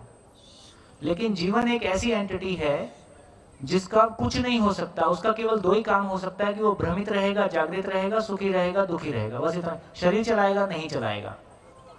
जीवन के साथ केवल तीन ही कॉम्बिनेशन हो सकते हैं। वो शरीर के साथ होगा कि बिना शरीर के होगा, एक कॉम्बिनेशन। वो भ्रमित होगा कि जागृत होगा, दूसरा कॉम्बिनेशन। मतलब दो ही कहे जाए, तीन भी नहीं कहा जाए। भ्रमित होगा तो दुखी होगा, जागृत होगा तो सुखी होगा। तो जीवन के साथ दो ही कॉम्बिनेशन है, या तो शरीर के साथ होगा या शरीर के बिना होगा, या भ्रमित होगा कि जागृत होगा। हाँ, पर अभी पहले मॉर्निंग में हम जब जीवन वाली बात कर रहे थे तो आपने बताया था कि जैसे पहले भी लोग थोड़ा थोड़ा तो कहते आ रहे कि कटता नहीं है, फटता नहीं है। हाँ, इसका मतलब है कि बिल्कुल, तो इसका मतलब है कि उसी को कह रहे हैं कि जीवन का अमरता, जीवन की अमरता का मतलब है उसका फॉर्म चेंज नहीं होगा। भाई इसका जैसे एक रुई है, रुई को मैंने पानी में से निकाल दिया तो रुई तो एज इट इज इंटैक्ट है ना। रुई के अंदर जो छेद थे उसमें से पानी निकल गया, पानी ने रुई को कोई नुकसान नहीं पहुंचाया। तो खालिस्तान ने इकाइयों को कोई नुकसान नहीं पहुंचाया। खालिस्तान इतनी सूक्ष्म, अति सूक्ष्म कोई वास्तविकता है जो कितनी भी सूक्ष्म इकाई है उससे भी आर पार है।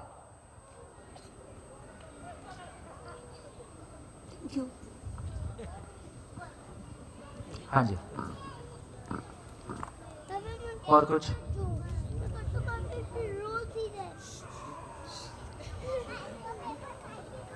हाँ जी, और कुछ? हाँ बेटा। शरीर है जो टाइम स्पेस डिस्टेंस पे डिपेंड करता है। हाँ, तो क्योंकि जो भौतिक जीवन, रासायनिक है। हाँ, तो जो जीवन चूज करता है कि शरीर नहीं है, तो जीवन पे तो किसी भी चीज का बंधन नहीं है। तो बंधन मतलब उसके अपने ही बंधन है। अच्छा, तो जब तक वो क्या? जागृत नहीं है तो जीवन रूप में भी वो बंधन में ही है। जैसे जो भ्रमित जीवन होता है वो शरीर मरने के बाद अपने आप को मरा ही हुआ मानता है, दोबारा शरीर मिलने से जिंदा हो गया मानता है। तो शरीर एक माध्यम है जागृत होने का। शरीर एक माध्यम है जीवन के जागृत होने का। जीवन के जागृत, तो जागृत जीवन जब जागृत हो गया, हाँ, तब क्या करते हैं?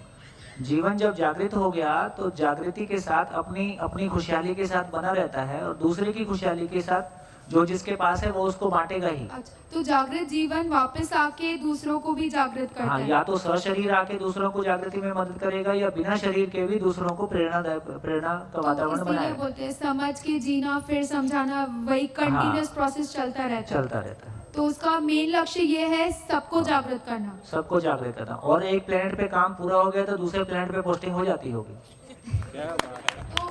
उस पे भी अगर कर्म स्वतंत्रता है तो वो चूज कर सकता है खुद जागृत होकर दूसरों को नहीं जागृत करना। ऐसा होगा नहीं, क्योंकि प्रकृति का नियम है कि जो जिसके पास है वो बांटेगा ही, है ना। हमारे पास अकल नहीं है तो भी हम दूसरों को जागृत करते ही रहते हैं। तो वो यूनिवर्सल लॉ है। यूनिवर्सल लॉ है, वो ऐसे ही है जैसे हम सांस लेते हैं। ओके।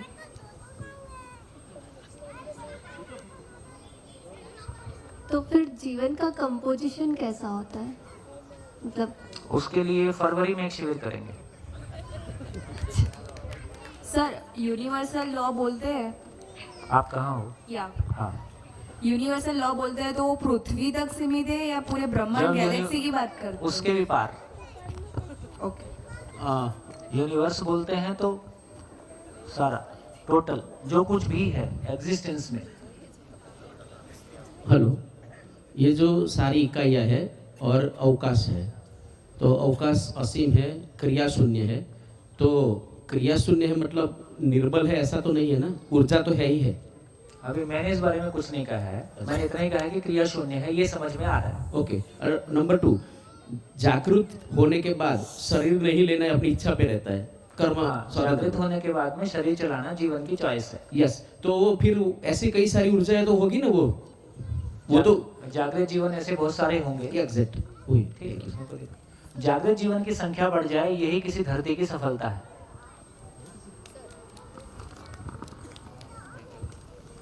हाँ, तो हमारे बॉडी में जो छिद्र है वो वैक्यूम को आर पार होने देते हैं। हमारी बॉडी में जो छिद्र है और जहाँ हमारी बॉडी में छिद्र नहीं है वो सब वैक्यूम को आर पार होने देते हैं। और पानी को नहीं होने देते, क्योंकि हम पानी में नहाने जाते हैं तो ऐसा तो नहीं हो जाता कि पानी खुद इतना मोटा है, उसके बावजूद भी पानी हमारे शरीर को किसी हद तक छूता ही है। हाँ, ये ठीक है कि पानी आर पार नहीं होता है क्योंकि पानी मोटा है। तो कोई चीज ऐसी है जो जैसे एक्सरेज हमारे शरीर से आर पार हो जाती है, हड्डी से आर पार नहीं हो पाती है ना, इसलिए फिर हड्डी का फोटो आ जाता है। या कोई अंदर लोहे का कोई चीज पड़ा है उससे आर पार नहीं होती है, इसलिए उसका फोटो आ जाता है। ठीक हो गया। तो अब हमको एक चीज पकड़ में आ गई कि पानी शरीर से आर पार नहीं हो रहा है, लेकिन एक्सरेज शरीर से आर पार हो रहा है। जबकि एक्सरेज भौतिक प्रभाव है, एक्सरेज भौतिक प्रभाव है, वो भी शरीर से आर पार हो जा रहा है। इतना मोटा मामला है। अब जिसकी बात कर रहे हैं उसकी इससे लाखों गुना कोई सूक्ष्म चीज है, मतलब खालिस्तान कि इतनी साइज के ही जो वेव्स या कुछ भी है वही बॉडी के आर पार हो सकते हैं। हाँ, और उससे भी सूक्ष्म अपन बात कर रहे हैं अभी, मतलब खालिस्तान उससे करोड़ों गुना, मान लो अभी मोटी बात कह रहा हूँ, हो सकता है उससे और करोड़ों गुना कोई सूक्ष्म वास्तविकता है जो उसके आर पार भी उसके आर पार है ना, और उसमें कोई अवरोध पैदा नहीं कर रहे। हाँ, वही पूछ रही थी, उससे भी छोटा कुछ है जो बॉडी के आर पार हो सकता है? बिल्कुल, उससे बहुत छोटा है।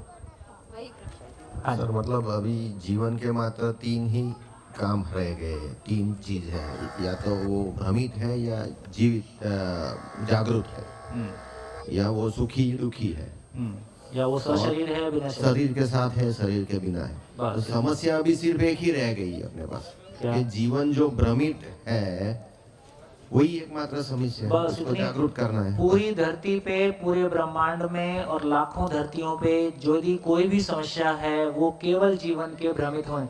बिजनेस की समस्या है तो जीवन के भ्रमित के होने के कारण, परिवार में समस्या है तो जीवन के भ्रमित होने के कारण, खेती में समस्या है तो जीवन के भ्रमित होने के कारण, पूरी सृष्टि पे कोई भी प्रॉब्लम है वो मात्र जीवन के भ्रमित होने के कारण है, अदरवाइज अस्तित्व में कोई प्रॉब्लम नहीं है।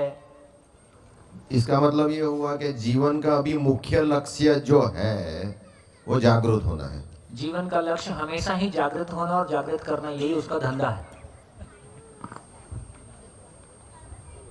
ठीक है सर। काफी अजीब है ना ये जीवन, उठपटांग हरकतें वो सब।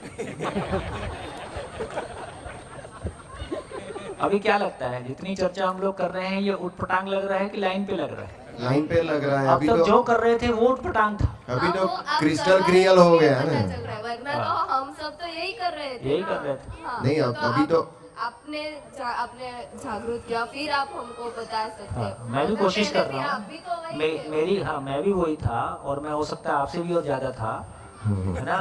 और मैं भी अभी पूरा हो गया ऐसा नहीं कह रहा हूँ, है ना, लेकिन इतना ही है कि मैं थोड़ा सीनियर स्टूडेंट हूँ और मैं आपको हेल्प कर सकता हूँ। हाँ सर आपने आज पहले बताया, जब मैंने आपको पूछा कि नंबर ऑफ जीवन या नंबर ऑफ सूक्ष्म शरीर कांस्टेंट है या इनफाइनाइट है, तो आपने बोला कि वो अबंडेंस में है, मतलब व्यवस्था है, जितनी आवश्यकता है उससे बहुत अधिक उपलब्ध रहता है। तो अगर उसे अधिक उपलब्ध है, तो अगर पूरी पृथ्वी को जागरूक होना है तो वो कैसे होएगा? मतलब वो तो अबंडेंस में है, मतलब अभी मैं ऐसा बोल सकती हूँ कि वो इनफाइनाइट नंबर है। देखो, चिंता करने की बात नहीं है। मात्र 200 साल पहले हम अधिकांश लोग, 100 साल पहले हम अधिकांश लोग अनपढ़ थे। ऐसा बोलते हैं कि अंग्रेज और मुस्लिम के आने के पहले भारत में शिक्षा की स्थिति बहुत अच्छी थी, पुराने डॉक्यूमेंट ऐसा बोलते हैं, मुझको नहीं पता। लेकिन उसके बाद जो भी 1000 साल हमने युद्ध में बिताए, उसके चलते सारी हमारी व्यवस्थाएं तहस नहस हो गई। और अभी यदि हम पिछले 100 साल की बात देखें, हम ही अपने जन्म से देखें, तो हमको दिखता था कि हमारे समय में लड़कियों को बहुत पढ़ाते नहीं थे, मतलब हमारे पिताजी के समय, और उसके पहले वो भी पढ़े लिखे नहीं थे। तो ये मैकाले शिक्षा जिसको हम बोल रहे हैं, जिसको मॉडर्न एजुकेशन बोल रहे हैं, इसकी उम्र मात्र 150 साल है। तो मात्र 150 साल में कई कंट्रीज ऐसे हैं या कई हमारी स्टेट ऐसी हैं जो 100% लिटरेट है। ये मात्र 100 साल की बात हो गई। तो इसका मतलब है कि यदि हमारे पास, जो मैं बात कह रहा हूँ कि यदि हमारे पास समझदारी का कोई सूत्र आ गया और वो ठीक काम करता है, तो हो सकता है अगले 100 साल में, है ना, चीजें बिल्कुल बदल जाएंगी जैसी आज दिख रही हैं उसकी तुलना में। मतलब वो पॉसिबल है कि पूरा अर्थ जागृत हो? पूरा अर्थ जागृत होने का इतना ही मतलब होता है कि किसी धरती पे यदि 50% लोग भी ऐसे हो गए, 50% छोड़ो, यदि 10-20% भी हो जाते हैं, उसका प्रभाव बहुत बड़ा हो जाता है। मतलब किसी परिवार में डोमिनेशन किसका है, किसी एक फैमिली की बात करें तो उसमें डोमिनेशन मतलब प्रभाव किसका है, वो तो उसमें प्रभाव किसी अच्छाई के प्रभाव में वो है या वो किसी नेगेटिविटी के प्रभाव में। तो एक व्यक्ति भी परिवार में ऐसा हो गया जिसके पास कोई ढंग की कोई समझ आ गई, तो पूरा परिवार उसके प्रभाव में आ जाता है ना, है ना। और यदि अपने देश की बात करें तो गांधी जी से लेके या और तमाम महापुरुष ऐसे हैं जिसके प्रभाव क्षेत्र कितने बड़े बड़े रहे हैं। तो मुझको लगता है कि यदि ऐसे हम शिक्षा में समझ को ला पाएं, अपने परिवारों में, समाज के रूप में आज हमारे पास कार्यक्रम क्या है, समाज की तो बहुत बड़ी ताकत है। तो पता चलेगा कि अगले 10 साल में मामला ही पलट गया, पता चलेगा अगले 10 साल में गुजरात बिल्कुल कुछ और हो गया। ऐसा हो सकता है कि नहीं? हो सकता है। मैं केवल उत्साहित करने के लिए नहीं कह रहा हूँ, मैं अपने कमिटमेंट के साथ हूँ।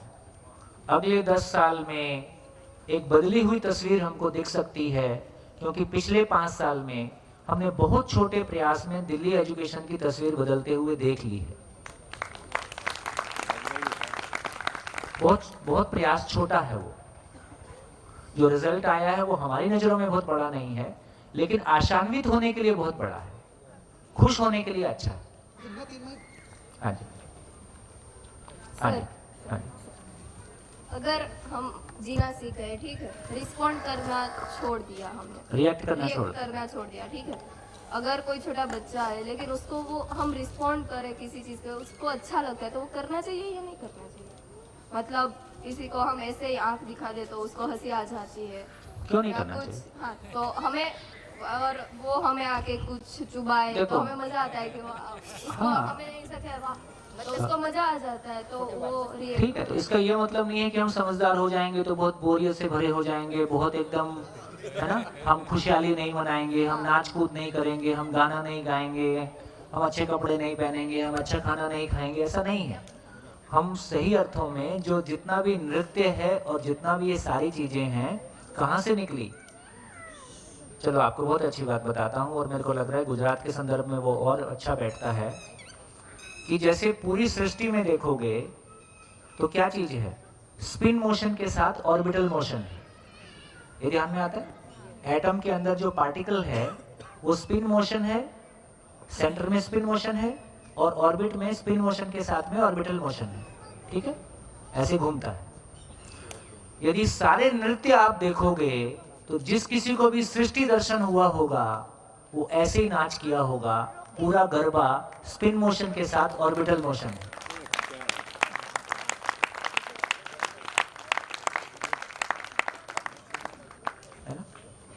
तो किसी ने खुश होके नाचा, किसी ने खुश होके गाया। ये बात अलग है जब चेतना का स्तर नीचे गिर गया तो नाचना गाना शरीर की सीमा में चला गया। तो शरीर दिखाना नाचना गाना नहीं है ना, भोंडापन नाचना गाना नहीं है, आदमी के भीतर की खूबसूरती की अभिव्यक्ति नाचना गाना है। हमें शायद दो चीजें समझनी है कि जिंदा रहने के साथ जीना है, और दूसरा ये कि हमें समझ होनी चाहिए कि कब रिस्पॉन्ड करना है और कब रिएक्ट करना है। हाँ, जब हम देखो जिसको हम समझ कह रहे हैं ना, वो बेसिकली मासूमियत है। जो आदमी जवानी में भी अपनी मासूम बच्चे जैसी मासूमियत को बचा के रख पाए। सारा ज्ञान का मतलब इतना ही कह रहे हैं कि हम बच्चे की तरह सरल हो जाएं। देखो कितने छोटे छोटे एग्जाम्पल हैं। किसी भी पशु के छोटे बच्चे को देखो, वो आपको प्यारा ही लगता है, गधे का बच्चा भी।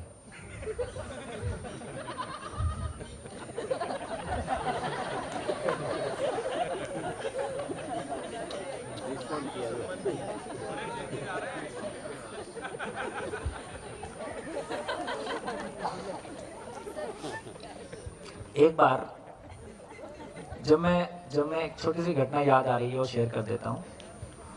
मैं जॉब करता था दिल्ली में, तो बाइक से आते जाते थे। तो हमारे साथ में एक लड़की इंजीनियर थी, तो कभी कभी हम साथ में आते जाते थे। इसमें तो कोई हंसने की बात नहीं थी। सोचोगे तो वही जो तुमको सोचना है। जीव चेतना में आदमी ऐसे ही सोचता है। तो एक दिन वो मेरे पीछे बैठे बैठे बोलती है, मेरे को घटना याद है, पीछे बैठे बैठे बोलती है, तो बोलती है यार ये बच्चे जो रहते हैं, छोटे बच्चे जो रहते हैं ना, कितने मासूम रहते हैं, इनको खिलाने का कितना बड़ा मन करता है, और जब ये बड़े होते हैं ना घोड़े हो जाते हैं। लेकिन उसकी बात में गहराई थी। आप देखो बच्चे कितने मासूम होते हैं और कितना हम उनको प्यार करने का मन करता है, उनको प्यार देने का। बच्चों को देख के हम भूल जाते हैं कि हमारी उम्र क्या है, हम उसकी उम्र से अपनी उम्र मैच करना शुरू कर देते हैं। हमारी हरकतें, हमारा बॉडी लैंग्वेज, हमारी भाषा, हम अपनी भाषा बदल के उसकी भाषा में ले आते हैं।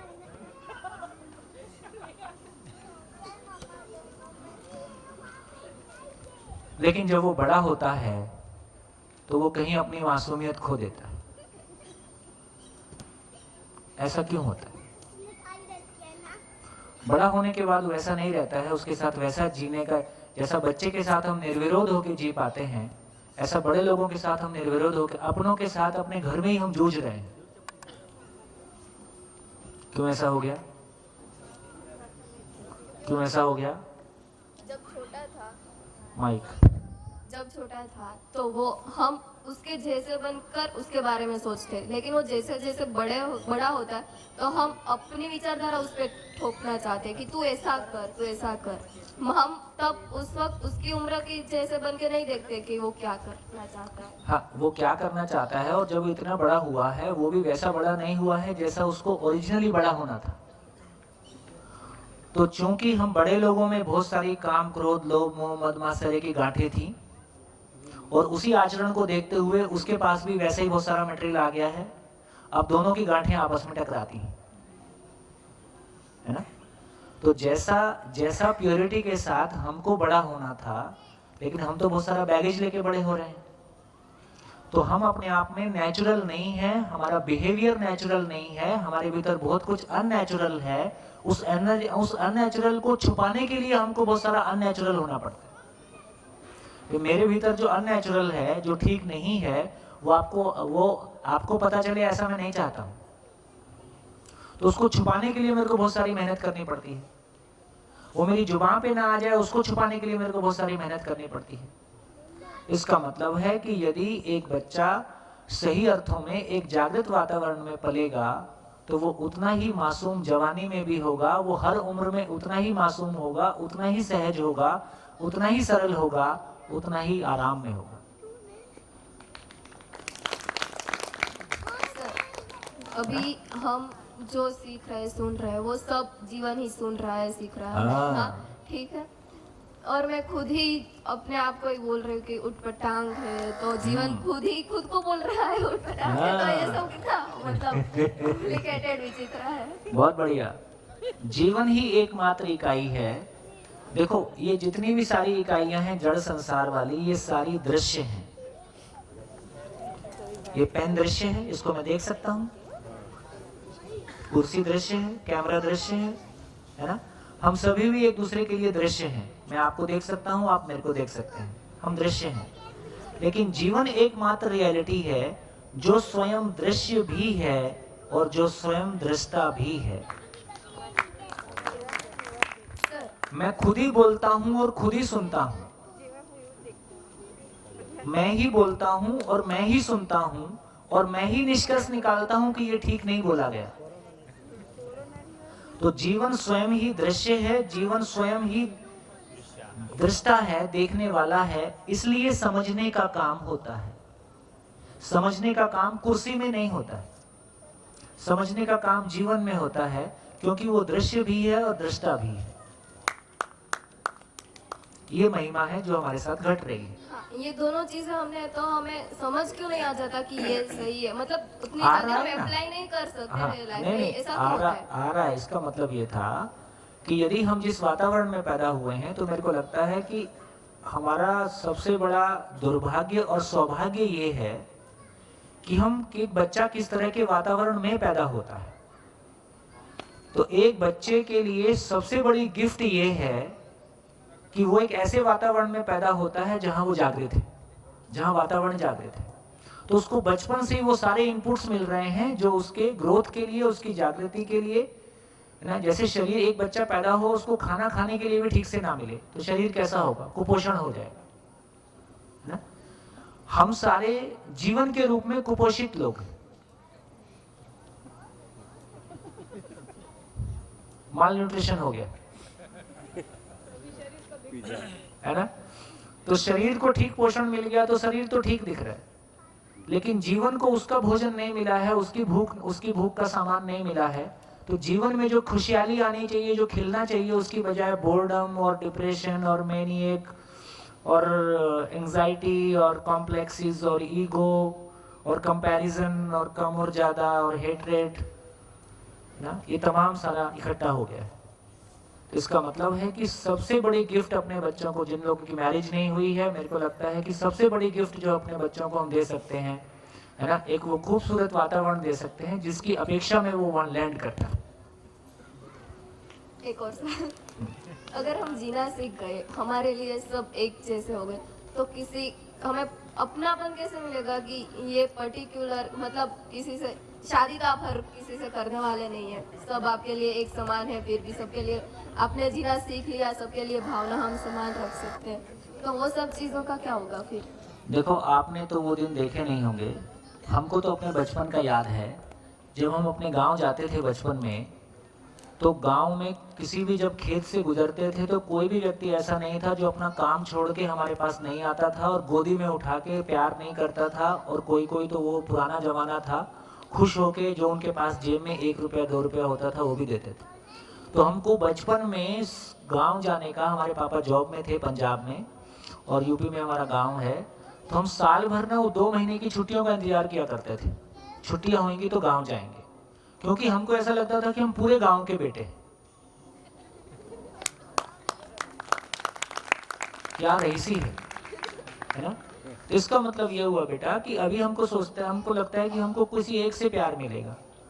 ये जो शादी है उसमें जो फिजिकल रिलेशनशिप है उसकी तो अपनी एक मर्यादा है, लेकिन प्यार तो हम सबके साथ कर सकते हैं और सब हमारे साथ कर सकते हैं। भाई अभी की स्थिति कैसी है? अभी इस हॉल में, इस माहौल में जब हम पिछले 6 दिन से साथ साथ हैं, हम सभी एक दूसरे को कैसे देखते हैं? यहाँ कोई हम देखते हैं किसी ने कपड़े क्या पहने हैं? यहाँ कोई हम देखते हैं किसी का स्टेटस क्या है? यहाँ हम कोई देखते हैं किसी की उम्र कितनी है कि नहीं है? यहाँ हम यही देखते हैं कि कौन अच्छा समझ रहा है और कौन दूसरे के समझने में सहयोगी हो सकता है और कैसे हम मिलकर समझ सकते हैं। यहाँ वो सारी दीवारें टूट गई हैं जिन दीवारों से जूझते हुए हमें आ रहे थे। तो इसका मतलब है हम सबसे प्यार कर सकते हैं, सब हमसे प्यार कर सकते हैं, और शायद यही प्यार है। वो जो किसी एक से होता है वो लफड़ा ही है। हाँ, तो मैं ये पूछ रही थी, तो हमें कैसे पता चले कि हमें किससे शादी करनी चाहिए? हाँ, शादी की क्लैरिटी हो जाए कि शादी क्यों करना है तो पता चल जाएगा किससे करना है। शादी की क्लैरिटी तो हो जाए। अभी तो हमारी क्लैरिटी नहीं है, इसलिए कुछ भी एक्सीडेंट होता रहता है। काफी छोटे हो अभी तो। नहीं, इतने छोटे भी नहीं है। 5 साल की बात, 7 साल की बात है, मैक्सिमम 10 की बात है। ऐसे निकल जाता है 10 साल, पता नहीं चलता। हाँ जी, बढ़िया। हाँ जी, बोलिए। सर, एक थोड़ा वेग क्वेश्चन था कि हम इस जन्म में, मतलब हम इस जन्म में मेहनत करते हैं, श्रम करते हैं जागृत होने के लिए, और फिर हम ये शरीर छोड़ देते हैं। तो सर, जब मैं नेक्स्ट शरीर लूंगा तो उसमें भी वही पूरा श्रम करना पड़ेगा? पूरा नहीं करना पड़ेगा, जितना आपने इस शरीर यात्रा में सही अर्थों में किया रहता है। एक तो रहे दोस्त शिविर करने गया, उसके साथ हम भी चले गए, आके लौट के अपने काम में लग गए, इसका तो कुछ नहीं बचने वाला है। लेकिन यदि हम अपने स्व प्रेरणा से आते हैं, स्व प्रेरणा से घर में अपना अध्ययन करते हैं, अपने आचरण के साथ में कमिटेड रहते हैं और सिंसियर काम करते हैं, तो मिनिमम है कि वो प्रवृत्ति के रूप में, रुझान के रूप में, टेस्ट के रूप में आपको उन चीज़ों में पहले से ही ज़्यादा रुचि बनी रहेगी। जैसे अभी भी आप देखते हो, कुछ लोगों को ज़्यादा रुचि आती है, कुछ लोग को कम रुचि आती है, और कुछ लोग को इतनी रुचि आती है कि सब कुछ छोड़ के एक बार इसी में लग जाते हैं।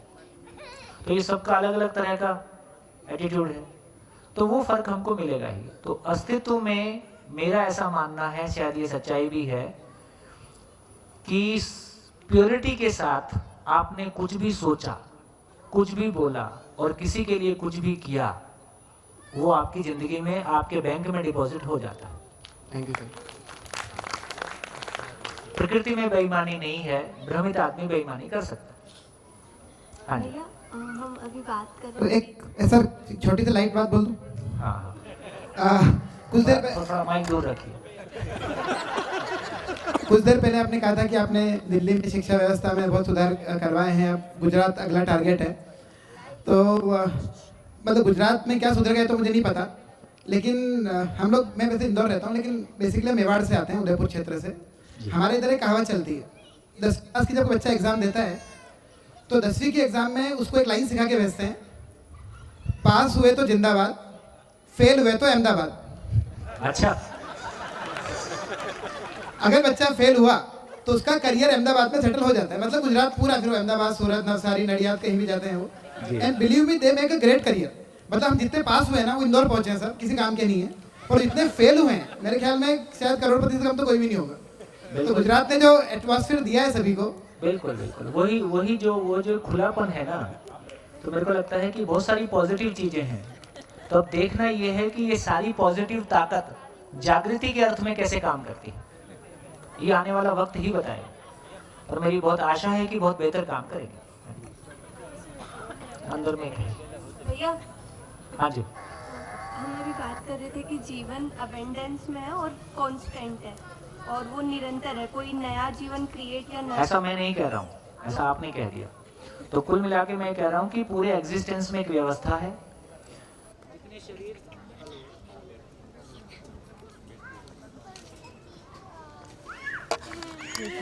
कि पूरा अस्तित्व अपने आप में एक व्यवस्था है। जितने शरीर धरती पे उपलब्ध होते रहेंगे उन सभी के लिए जीवन उपलब्ध होते रहेंगे, इसमें कोई कमी कभी नहीं आएगी। लेकिन क्या नए जीवन लगातार बन रहे हैं या फिर कम से कम इस धरती पे जब मानव यहाँ क्रिएट हो गया है, मानव यहाँ व्यक्त हो गया है और मानव अपने जीने में आ गया है, तो अब इस धरती पे नए जीवन बनेंगे ऐसा कहना शायद इसकी आवश्यकता यहाँ नहीं है। लेकिन वो अस्तित्व सहज घट, जीवन का बनना अस्तित्व सहज घटना है, वो किसी एक धरती के संदर्भ में नहीं है, इसलिए उसको किसी एक धरती के संदर्भ में ना देखा जाए। तो वो बन रहे हैं कि नहीं नए, या मतलब अगर बहुत सारे ये तो अगर बन भी रहे हो तो उसमें क्या दिक्कत है? हाँ तो बन रहे तब तो ठीक है, नहीं तो उसको समझेंगे, जीवन का बनना, जीवन का होना कैसे होता है उसको समझेंगे, है ना। आप जितने भी क्वेश्चन सोचें, कहीं से भी सोचें, सबका आपको बिल्कुल एक ठोस उत्तर मिलेगा, इस बात का आपको आश्वासन है। हाँ, इन्हीं 8 दिन में पूरा होगा ये कहना हो सकता है ना हो। हाँ जी, बढ़िया।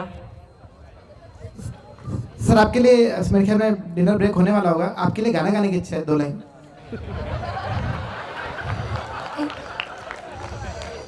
ठीक है भाई, गाना ही गा लो, केवल 2 लाइन बस। याद नहीं, थोड़ा माइक दूर कर, माइक दूर कर, आपकी आवाज बहुत ऊंची है इसलिए आप माइक दूर रखेंगे तो ज्यादा अच्छी आएगी। मैं अकेले यूं ही मजे में था, मुझे आप किस लिए मिल गए, मुझे दर्द दिल का पता न था, मुझे आप किस लिए मिल गए।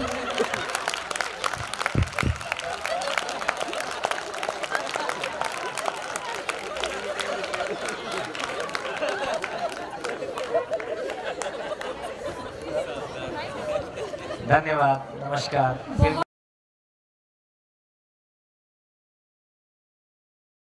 जो लोग काम करते हैं उसका भी हमेशा सोचने का, वो एक ऐसे माइंडसेट से हमने काम किया, तो 10 लोगों से जो काम मतलब शुरू किया था वो काम अभी कोरोना के पहले हमको और हमारे परिवार को एक रहना बहुत ज़रूरी है। हमारी छोटी गलती ये बहुत इतना बड़ा लोगों के लाइफ में तकलीफ ला सकता है। तो वैसे तो साथ में रहना ज़रूरी है, लेकिन ये बिजनेस को भी साथ में, और डायमंड का बिजनेस है उसमें हर जगह पे मतलब क्या है कि जितने घर के लोग और ऐसे मतलब रहते हैं तो एक बहुत मतलब अपना वो रहता है। बच्चे भी पढ़ाई किया, चारों बच्चों ने मतलब बम्बई में मेरे साथ में रह के पढ़ा गया, उसमें से 3 ने IIT किया और चौथा बच्चा है उसने भाई हमारा दिनेश भाई का छोटा बच्चा है उसने अपना VIT से, हाँ इसने VIT से इंजीनियरिंग किया। तो 4 बच्चे इंजीनियर है। हमने किसी को बोला नहीं है कि आप लोग हमारे बिजनेस में आओ, अपने अपने हर जगह कोई जगह पे कोई जॉब करे। किसी ने भोपाल में मतलब इसमें जॉब किया, भेल में, मेरा छोटा बेटा ने शाहपुर जी में किया। वैसे वैसे सब जगह पे अपने अपने आप वो जॉब करके फिर अब वो बिजनेस में सब आए। हमने किसी को प्रेशर करके बुलाया नहीं, लेकिन ये लोगों ने हमारी जिम्मेदारी काफ़ी कम कर दी। और अभी बहुत अच्छी तरह से मेरा बड़ा बेटा फैमिली के साथ बेल्जियम में हमारा ऑफिस देखता है, और दिनेश भाई का बड़ा बेटा है। मैं भी लगभग 22 साल बम्बई में रहा, 96 से 2018 तक, और अभी दिनेश भाई का बड़ा बेटा बम्बई ऑलरेडी सब चीज़ देख रहा है, तो मैं भी अभी अहमदाबाद शिफ्ट हो गया हूँ। तो वैसे चल रहा है। और उसका जो दिनेश भाई का छोटा बेटा है वो हमारा ज्वेलरी का बिजनेस जो है मतलब देख रहा है। अहमदाबाद में डायमंड ज्वेलरी का शोरूम है, अहमदाबाद में हमारा ऑफिस है सेंट्रल, और विशनगर, पालनपुर, सतलासना, वैसे 3 जगह पे हमारा फैक्ट्री है। और ये जो के साथ मिलके हमको काम करने का इतना मज़ा है कि हमको इतना सब लोग हैं, लेकिन इसका टेंशन इतना नहीं रहता है, और फिर भी हम इतना बिजनेस अभी चल रहा है। ऐसा नहीं है कि उधर बंद करके हम आ रहे हैं। तो वैसे मतलब क्या है कि सब ठीक ठाक चल रहा है। दूसरी बात है कि मैं इधर आने के बाद मेरा भी एक किसान का बेटा होने के नाते कुछ करने का सोच रहे थे, और उसमें कुछ हमने शुरू किया। तो डायमंड बिजनेस में जैसे मतलब क्या है कि एक बात है कि जो वर्कर लोग रहते हैं उनका समाज में इतना मतलब बोले कि मान नहीं होता है। तो ये इतने साल में हमारे तीनों भाइयों के दिमाग में ऐसा था कि इतना अच्छा बिजनेस, ज्वेलरी का बिजनेस और डायमंड का ऐसे मतलब और वो ही बिजनेस में काम करने वाले लोगों का समाज में इतना इज्जत नहीं है, तो वो काम अनऑर्गेनाइज सेक्टर था। तो आज की डेट में इतने सालों के बाद हम ये लेवल तक ला सके हैं। बैंक में जाएगा उसको रिस्पेक्ट से, उसके कुछ भी चीज़ है तो वो समर डायमंड में काम करता है तो उसके बाद सोशल सामाजिक लेवल पे भी समर डायमंड में काम करता है तो उसको उसका